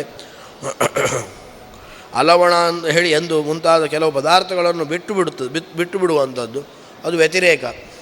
ಉಪ್ಪು ಮೊದಲಾದವುಗಳು ಅದನ್ನು ಸೇವಿಸದೆ, ಅಂದರೆ ಬಾಯಿಗೆ ಯಾವುದು ರುಚಿಯನ್ನು ನೀಡ್ತದೋ ಅಂತಹ ವಸ್ತುವನ್ನು ತ್ಯಾಗ ಮಾಡುವಂಥದ್ದು ಅದು ವ್ಯತಿರೇಕ ವೈರಾಗ್ಯ. ಮತ್ತು ಉಳಿದ ಪದಾರ್ಥಗಳಲ್ಲಿಯೂ ಕೂಡ ಮನಸ್ಸಿನಲ್ಲಿ ಆದರವನ್ನು ಇಟ್ಟುಕೊಳ್ಳದೇ ಇರುವಂಥದ್ದು ಏಕೇಂದ್ರಿಯ ವೈರಾಗ್ಯ. ಕೇವಲ ದೇವರು ಮತ್ತು ಲೌಕಿಕವಾದಂಥ ಯಾವುದರಲ್ಲಿಯೂ ಕೂಡ ನಮಗೆ ಆಸಕ್ತಿ ಇಲ್ಲ. ಆಸಕ್ತಿ ಇದ್ದರೂ ಕೂಡ ಆ ವೈರಾಗ್ಯವನ್ನು ಸಂಪಾದಿಸಲಿಕ್ಕಾಗಿ ಆಸಕ್ತಿ ಇಲ್ಲದವರಂತೆ, ಅದರಲ್ಲಿ ಆದರವಿಲ್ಲದವರಂತೆ ವ್ಯವಹಾರವನ್ನು ಮಾಡುವಂಥದ್ದು ಏಕೇಂದ್ರಿಯ ವೈರಾಗ್ಯ. ಮತ್ತು ಬಾಹ್ಯೇಂದ್ರಿಯಗಳಿಂದ ಸೇವಿಸುವುದು ಔದಾಸೀನ್ಯ, ಅದು ವಶೀಕೃತ ವೈರಾಗ್ಯ. ಅಂದರೆ ಇಂದ್ರಿಯಗಳಿಂದ ಬರುವಂತಹ ಸುಖದ ತ್ಯಾಗ, ತಿನ್ನಬೇಕು ಅಂದರೆ ನಾಲಿಗೆಯ ಚಪಲ, ಅದರಲ್ಲಿ ಔದಾಸೀನ್ಯ, ಅದು ಬೇಡ ನನಗೆ ಇಂದ್ರಿಯಗಳಿಂದ ಬರುವಂತಹ ಸುಖದ ತ್ಯಾಗವನ್ನು ನಾವು ಏನು ಮಾಡ್ತೇವೆ, ಸ್ಪರ್ಶ ಸುಖದ ತ್ಯಾಗ ಅಥವಾ ನಾಲಿಗೆಯ ರುಚಿಯ ಒಂದು ರಸನೇಂದ್ರಿಯದ ತ್ಯಾಗ, ಅದರಲ್ಲಿ ವಿಶೇಷವಾದಂಥ ಒಲವನ್ನು ತೋರದೇ ಇರುವಂಥದ್ದು, ಅದರಲ್ಲಿ ಔದಾಸೀನ್ಯವನ್ನು ತೋರುವಂಥದ್ದು, ಅದು ವಶೀಕೃತ ಅಂತ ಹೇಳುವಂತಹ ವೈರಾಗ್ಯ ಅಂತೇಳಿ ಹೇಳ್ತಾ, ಮತ್ತು ಐಶ್ವರ್ಯಂ ಚ ಅಷ್ಟಧ ಅಂತ ಹೇಳ್ತಾರೆ. ಅದು ಪ್ರಸಿದ್ಧ. ಬಗೆಯ ಅಣಿಮಾದಿ 8 ಬಗೆಯ ಐಶ್ವರ್ಯಗಳು ಅದನ್ನು ಕೂಡ ಭಗವಂತನೇ ನೀಡ್ತಾನೆ. ಈ ರೀತಿಯಾಗಿ ಇದೆಲ್ಲವನ್ನು ಕೂಡ ಸರ್ವೋತ್ತಮನಾದಂತಹ ಪರಮಾತ್ಮ ಅದನ್ನು ನೀಡಲಿಕ್ಕೆ ಸಮರ್ಥನಿದ್ದಾನೆ ಅಂತ ಹೇಳಿ ತಿಳಿದು ಅವನನ್ನು ಆರಾಧಿಸಿದ್ರು. ಅವನ ಸೇವನೆಯನ್ನು ಮಾಡುವುದರಲ್ಲಿ ಶ್ರದ್ಧೆಯಿಂದ ಅವನನ್ನು ನಾರಾಯಣನನ್ನು ಇವರು ಸೇವಿಸಿದ್ರು. ಅವರಿಗೂ ಆ 3 ವೃತ್ತಾಂತವನ್ನು ಇವರಿಗೆ ತಿಳಿಸಿದ ಹಿನ್ನೆಲೆಯಲ್ಲಿ, ಯದ್ಯಪಿ ಎಲ್ಲರಿಗೂ ಕೂಡ ಯಾರು ಸರ್ವೋತ್ತಮ ಅಂತ ಹೇಳಿ ಗೊತ್ತುಂಟು, ಆದರೂ ಕೂಡ ಅದರಲ್ಲಿ ಶ್ರದ್ಧೆ ಬರಬೇಕು ಅಂತ ಹೇಳುವಂತಹ ನಿಟ್ಟಿನಲ್ಲಿ ಸಾಮಾನ್ಯರಿಗೆ ಅದರ ಜ್ಞಾನ ಆಗಬೇಕು ಅಂತ ಹೇಳುವಂತಹ ಹಿನ್ನೆಲೆಯಲ್ಲಿ ಈ ತ್ರಿಮೂರ್ತಿಗಳಲ್ಲಿ ಯಾರು ಹೆಚ್ಚು ಅಂತ ಹೇಳುವಂಥದ್ದನ್ನು ಭೃಗು ಈ ರೀತಿಯಾಗಿ ಪರೀಕ್ಷೆಯನ್ನು ಮಾಡುವುದರ ಮೂಲಕ ಲೋಕಕ್ಕೆ ಸಾರ್ತಾ ಇದ್ದಾನೆ. ಮುನೀನಾಂ ನ್ಯಸ್ತುದಂಡಾನಾಂ ಶಾಂತಾನಾಂ ಸಮಚೇತಸಾಂ ಅಕಿಂಚನಾನಾಂ ಸಾಧೂನಾಂ ಯಮಾಹು ಪರಮಾಂ ಗತಿಂ ಅಂಥೇಳಿ. ಯಾಕೆ ವಿಷ್ಣುವೇ ಸರ್ವೋತ್ತಮ ಅಂತ ಹೇಳಿ ಯಾಕೆ ನಾವು ಒಪ್ಪಬೇಕು ಅಂತ ಹೇಳಿ ಅಲ್ಲಿ ಜ್ಞಾನಿಗಳು ಹಿಂದೆ ಹೇಳಿದ್ದಾರೆ. ಎಂತಹ ಜ್ಞಾನಿಗಳು? ಮನನ ಮಾಡುವವರು, ಪ್ರಾಣಿಗಳಿಗೆ ದಂಡನೆಯನ್ನು ಮಾಡದವರು, ಭಗವನ್ನಿಷ್ಠೆ ಉಳ್ಳವರು, ದ್ವಂದ್ವ ಸಹಿಷ್ಣು ಚಿತ್ತ ಉಳ್ಳವರು, ಲೌಕಿಕ ಸಂಪತ್ತನ್ನು ಒಲ್ಲದವರು, ಸಜ್ಜನರು. ಇವರಿಗೆ ಪರಗತಿ ಅಂತ ಪರಗತಿ ಆದಂತಹ ವಿಷ್ಣುವನ್ನೇ ಸರ್ವೋತ್ತಮನಂತ ಹೇಳಿ, ಅವನೇ ಸರ್ವೋತ್ತಮ ಅಂಥೇಳಿ ಅವರೆಲ್ಲರೂ ಕೂಡ ನಂಬಿಕೆಯನ್ನು ತಾಳಿದರು, ಅವರು ಶ್ರದ್ಧೆಯನ್ನು ಅದರಲ್ಲಿ ಪಡೆದರು ಅಂತೇಳಿ ಹೇಳ್ತಾ, ಆ ತ್ರಿಮೂರ್ತಿಗಳಲ್ಲಿ ಯಾವ ರೀತಿಯಾಗಿ ಭಗವಂತ ಒಳಿತನ್ನು ಎಲ್ಲರಿಗೂ ಕೂಡ ಸಜ್ಜನ ವರ್ಗಕ್ಕೆ ಮಾಡ್ತಾನೆ ಅಂತ ಹೇಳಿ ತಿಳಿದವರಾಗಿ ಅದರ ಮನನವನ್ನು ಮಾಡಿದವರಾಗಿ ಅವರು ಭಗವಂತನಲ್ಲಿ ಅವರು ಶ್ರದ್ಧೆಯನ್ನು ಹೊಂದಿದ್ದರು. ಸತ್ವಂ ಯಸ್ಯ ಪ್ರಿಯ ಮೂರ್ತಿರ್ಬ್ರಾಹ್ಮಣಾಸ್ತ್ವಿಷ್ಟದೇವತಾ ಭಜಂತ್ಯನಾಶಿಷಾಂತ ಯಂ ವಾ ನಿಪುಣಬುದ್ಧಯ ಅಂಥೇಳಿ. ಸತ್ವಗುಣ ಅಂತ ಹೇಳುವಂಥದ್ದು ಭಗವಂತನಿಗೆ ಇಷ್ಟವಾದಂತಹ ಪ್ರತಿಮೆ. ಬ್ರಾಹ್ಮಣರು ಇಷ್ಟ ದೇವತೆಗಳು, ವೈರಾಗ್ಯಶಾಲಿಗಳು, ಭಕ್ತಿ ಸಂಪನ್ನರು, ವಿವೇಕ ಬುದ್ಧಿ ಉಳ್ಳವರು ಹರಿಯನ್ನು ಭಜಿಸ್ತಾರೆ. ಇಂಥ ಹರಿಯನ್ನೇ ಸರ್ವೋತ್ತಮ ಅಂಥೇಳಿ ನಂಬಿದರು ಅಂಥೇಳಿ ಯಾರ್ಯಾರು ಭಗವಂತನಲ್ಲಿ ನಿಷ್ಠೆಯನ್ನು ಯಾವ ರೀತಿಯಾಗಿ ಇಡ್ತಾರೆ ಅಂತ ಹೇಳಿ ತಿಳಿಸುವ ಮೂಲಕ ಅಂಥವರು ಈ ಪರಮಾತ್ಮನಲ್ಲಿ ನಿಷ್ಠೆಯನ್ನು ಹೊಂದಿದ್ರು ಅಂತ ಹೇಳಿದರೆ ಅಂತಹ ಅವರೆಲ್ಲರೂ ಕೂಡ ಸಜ್ಜನರಾಗಿದ್ದಾರೆ. ಸಜ್ಜನರು ಯಾರನ್ನು ಆರಾಧಿಸ್ತಾರೋ ಅಂತಹ ಭಗವಂತನನ್ನೇ ಅವರು ಸರ್ವೋತ್ತಮ ಅಂತ ಹೇಳಿ ಎಲ್ಲರೂ ಕೂಡ ನಂಬಿದ್ರು ಅಂತೇಳಿ ಹೇಳ್ತಾ, ತ್ರಿವಿಧ ಮೂರ್ತಯಸ್ತಸ್ಯ ರಾಕ್ಷಸ ಅಸುರಾಸುರಾ ಗುಣಾಸ್ತನ್ಮಾಯಾ ಸೃಷ್ಟ ಸತ್ವಂ ತತ್ರಾರ್ಯ ದರ್ಶನಂ ಅಂಥೇಳಿ ಅಲ್ಲಿ ರಾಕ್ಷಸ, ಅಸುರ, ಸುರ ಅಂಥೇಳಿ 3 ಬಗೆಯ ಪ್ರತಿಮೆಗಳು ಭಗವಂತನಿಗೆ ಇದೆ ಅಂತೇಳಿ ಹೇಳ್ತಾ, 3 ಗುಣಗಳು ಅವನ ಇಚ್ಛಾಧೀನವಾಗಿ ಪ್ರಕೃತಿಯಿಂದಲೇ ಉತ್ಪನ್ನವಾದವು. ಅಂದರೆ ಅಲ್ಲಿ ಭಗವಂತನ ಸರ್ವೋತ್ತಮತ್ವದ ಪ್ರತಿಪಾದನೆ, ಅದರೊಂದಿಗೆ ಅವನಲ್ಲಿ ಎಲ್ಲವೂ ಕೂಡ ಅವನ ಅಧೀನವಾಗಿದೆ ಅಂತ ಹೇಳುವಂಥದ್ದನ್ನು, ಅವುಗಳಲ್ಲಿ ಸತ್ವಗುಣ ಪ್ರಭುವಾದಂಥ ಹರಿಯ ದರ್ಶನಕ್ಕೆ ಅದು ಸಾಧನವಾಗಿದೆ. ಇಂಥ ಹರಿಯನ್ನು ಸರ್ವೋತ್ತಮ ಅಂತ ಹೇಳಿ ಮುನಿಗಳು ಉಪಾಸನೆಯನ್ನು ಮಾಡಿದ್ರು ಅಂಥೇಳಿ. ಸತ್ವಪ್ರಚುರನಾದಂತಹ ಮೂರ್ತಿಗಳಲ್ಲಿ ಭಗವಂತನ ಆರಾಧನೆ, ಅಲ್ಲಿ ಸತ್ವಪ್ರಚುರವಾದಂತಹ ಮೂರ್ತಿ ಬ್ರಹ್ಮದೇವ ಅಥವಾ ವಾಯುದೇವರು. ಅಲ್ಲಿ ಅಂದರೆ ಅವರಿಗೆ ಇನ್ನೂ ಪ್ರಕೃತಿಯ ದಗ್ಧಪಟಾಯಮಾನವಾದರೂ ಕೂಡ ಅವರಿಗೆ ಯಾವುದೇ ರೀತಿಯಾದಂತಹ ಈ ಗುಣಗಳ ಬ್ರಹ್ಮನಿಗೆ ವಿಶೇಷವಾಗಿ ಅಲ್ಲಿ ಅದರ ಶುಕ್ಲತ್ರಯನಾದದ್ರಿಂದ ಅದರ ಪ್ರಭಾವ ಇಲ್ಲ. ಆದರೂ ಕೂಡ ಒಂದು ದಗ್ಧಪಟಾಯಮಾನದಂತೆ ಅವನಿಗೆ ಶರೀರ ಇದೆ. ಸತ್ವಗುಣ ಬಂಧಿತನಾಗಿದ್ದಾನೆ ಅವನು, ಈ ಪ್ರಕೃತಿಯ ಗುಣದಿಂದ ಬಂಧಿತನಾಗಿದ್ದಾನೆ. ಅಂತಹ ಸತ್ವಗುಣ ಪ್ರಚುರವಾದಂತಹ ಮೂರ್ತಿಯ ಉಪಾಸನೆ ಅದು ಹರಿಯ ಪ್ರತಿಮೆ ಅಂತ ಹೇಳಿ ತಿಳಿದವರಾಗಿ ಎಲ್ಲ ಮುನಿಗಳು ಸಜ್ಜನರೆಲ್ಲರೂ ಕೂಡ ಹರಿಯನ್ನು ಅವರು ಉಪಾಸನೆಯನ್ನು ಮಾಡಿದರು ಅಂತ ಹೇಳಿ ಇತ್ತಂ ಸಾರಸ್ವತ ವಿಪ್ರಾ ನೃಣಾಂ ಸಂಶಯನುತ್ತಯೇ ಪುರುಷಸ್ಯ ಪದಾಂಭೋಜ ಸೇವೆಯ ತದ್ಗತಿಂಗತಃ ಅಂಥೇಳಿ ಹೀಗೆ ಸರಸ್ವತಿ ತೀರ ನಿವಾಸಿಗಳಂತಹ ಮುನಿಗಳು ಆ ಸತ್ರವನ್ನು ನಡೆಸ್ತಾ ಇದ್ದವರು ಜಿಜ್ಞಾಸೆಯನ್ನು ಹೊಂದಿದವರಾಗಿ ಅಲ್ಲಿ ಮುನಿಗಳು ಸಜ್ಜನರ ಸಂಶಯ ಪರಿಹಾರಕ್ಕೆ ಯತ್ನಿಸಿ ಪರಮಪುರುಷ ಭಗವಂತನ ಪಾದಕಮಲ ಸೇವನೆಯಿಂದ ಆ ಹರಿಯನ್ನು ಹೊಂದಿದ್ರು ಅಂತೇಳಿ ಪುನಃ ಅಲ್ಲಿ ದಾರ್ಢ್ಯತೆಗಾಗಿ ಸಜ್ಜನರು ಹರಿಯನ್ನೇ ಸರ್ವೋತ್ತಮ ಅಂಥೇಳಿ ತಿಳಿದವರಾದರೂ ಕೂಡ ಅದರಲ್ಲಿ ದಾರ್ಢ್ಯತೆ ಬೇಕು, ಶ್ರದ್ಧೆ ಬರಬೇಕು ಅಂತ ಹೇಳುವಂಥ ಹಿನ್ನೆಲೆಯಲ್ಲಿ ಅವರು ಭಗವಂತನ ಪಾದಕಮಲ ಸೇವೆಯನ್ನು ಮಾಡಿದರು. ಸರ್ವೋತ್ತಮನಾಗಿದ್ದಾನೆ ಪರಮಾತ್ಮ ಅಂತ ಹೇಳಿ ತಿಳಿದು ಉಪಾಸನೆಯನ್ನು ಮಾಡಿ ಅವನ ಹರಿಯನ್ನೇ ಅವರು ಹೊಂದಿದ್ರು ಅಂಥೇಳಿ ತನ್ಮುನಿತನಯಾಸ್ಯ ಪದ್ಮಗರ್ಭ ಪೀಯೂಷಂ ಭವಭಯಭಿತ್ ಪರಸ್ಯ ಪುಂಸಃ ಸುಶ್ಲೋಕೈ ಶ್ರವಣಪುಟೈ ಪಿಬನ್ನಭೀಕ್ಷ್ಣಂ ಪಾಂಥೋಥ ಭ್ರಮಣ ಪರಿಶ್ರಮಂ ಜಹಾತಿ ಅಂಥೇಳಿ ಹೀಗೆ ಈ ವ್ಯಾಸಪುತ್ರರಾದಂತಹ ಶುಕಮುನಿಗಳು ಮುಖಕಮಲದಿಂದ ಬಂದಂತಹ ಈ ಅಮೃತದಂತಹ ಈ ಕಥಾಮೃತ ಅಲ್ಲಿ ಸಂಸಾರ ಭಾವವನ್ನು ಅದು ನಾಶ ಮಾಡ್ತದೆ ಅಂತೇಳಿ ಹೇಳ್ತಾ ಪರಮಪುರುಷ ಅಂತ ಹರಿಯನ್ನು ಉತ್ತಮ ಕೀರ್ತಿಯುಕ್ತವಾದಂತಹ ಭಗವಂತನ ಚಿಂತನೆಯನ್ನು ಮಾಡುವುದರ ಮುಖೇನ ಈ ಕಿವಿಗಳು ಏನಿದೆ ಅದೇ ಬೊಗಸೆ, ಅದನ್ನು ಮತ್ತೆ ಮತ್ತೆ ಆ ಬೊಗಸೆಗಳಿಂದ ಹರಿಕಥಾಮೃತವನ್ನು ಪಾನ ಮಾಡಿದಾಗ ಸಂಸಾರಿಯು ಅವನು ಆ ಸಂಸಾರ ಅಂತ ಹೇಳುವಂತಹ ಮಾರ್ಗದ ಆಶ್ರಯವನ್ನು ತೊರೆದವನಾಗಿ ಅವನು ಕಳೆದುಕೊಂಡು ಅವನು ಈ ಸಂಸಾರದ ಬಂಧನದಿಂದ ಅವನು ಮುಕ್ತನಾಗ್ತಾನೆ. ಹರಿಕಥಾಮೃತವನ್ನು ಯಾರು ಸೇವಿಸ್ತಾನೋ ಅವನು ಈ ಸಂಸಾರದ ಬಂಧನದಿಂದ ವಿಮುಕ್ತಿಯನ್ನು ಹೊಂದುತ್ತಾನೆ ಅಂತ ಹೇಳಿ ಭಗವಂತನ ಉಪಾಸನೆಯ ಬಗೆಗಾಗುವಾಗ ಭಗವಂತ ಸರ್ವೋತ್ತಮ ಅಂತ ಹೇಳುವಂಥ ಉಪಾಸನೆ ಅತ್ಯಂತ ಒಂದು ಪ್ರಮುಖವಾದದ್ದು. ಭಗವಂತ ಸರ್ವೋತ್ತಮ ಅಂತ ಹೇಳಿ ತಿಳಿದು ನಾವು ಉಪಾಸನೆಯನ್ನು ಮಾಡಬೇಕು. ಸ್ವಾಮಿಯಾಗಿದ್ದಾನೆ, ಸಕಲವೂ ಕೂಡ ಅವನ ಅಧೀನದಲ್ಲಿದೆ ಅಂತ ಹೇಳುವಂತಹ ಉಪಾಸನೆ ಅತ್ಯಂತ ಪ್ರಮುಖವಾದದ್ದು. ಈ ರೀತಿಯಾಗಿ ಉಪಾಸನೆಯನ್ನು ಮಾಡಿದಾಗ ಅದರಿಂದ ಏನು ಫಲ ದೊರಕ್ತದೆ ಅಂತ ಹೇಳಿದರೆ ಅದರಿಂದ ಸಂಸಾರದ ನಿವೃತ್ತಿ ಆಗ್ತದೆ ಅಂತ ಹೇಳುವಂಥದ್ದನ್ನು ಕೂಡ ತಿಳಿಸಿ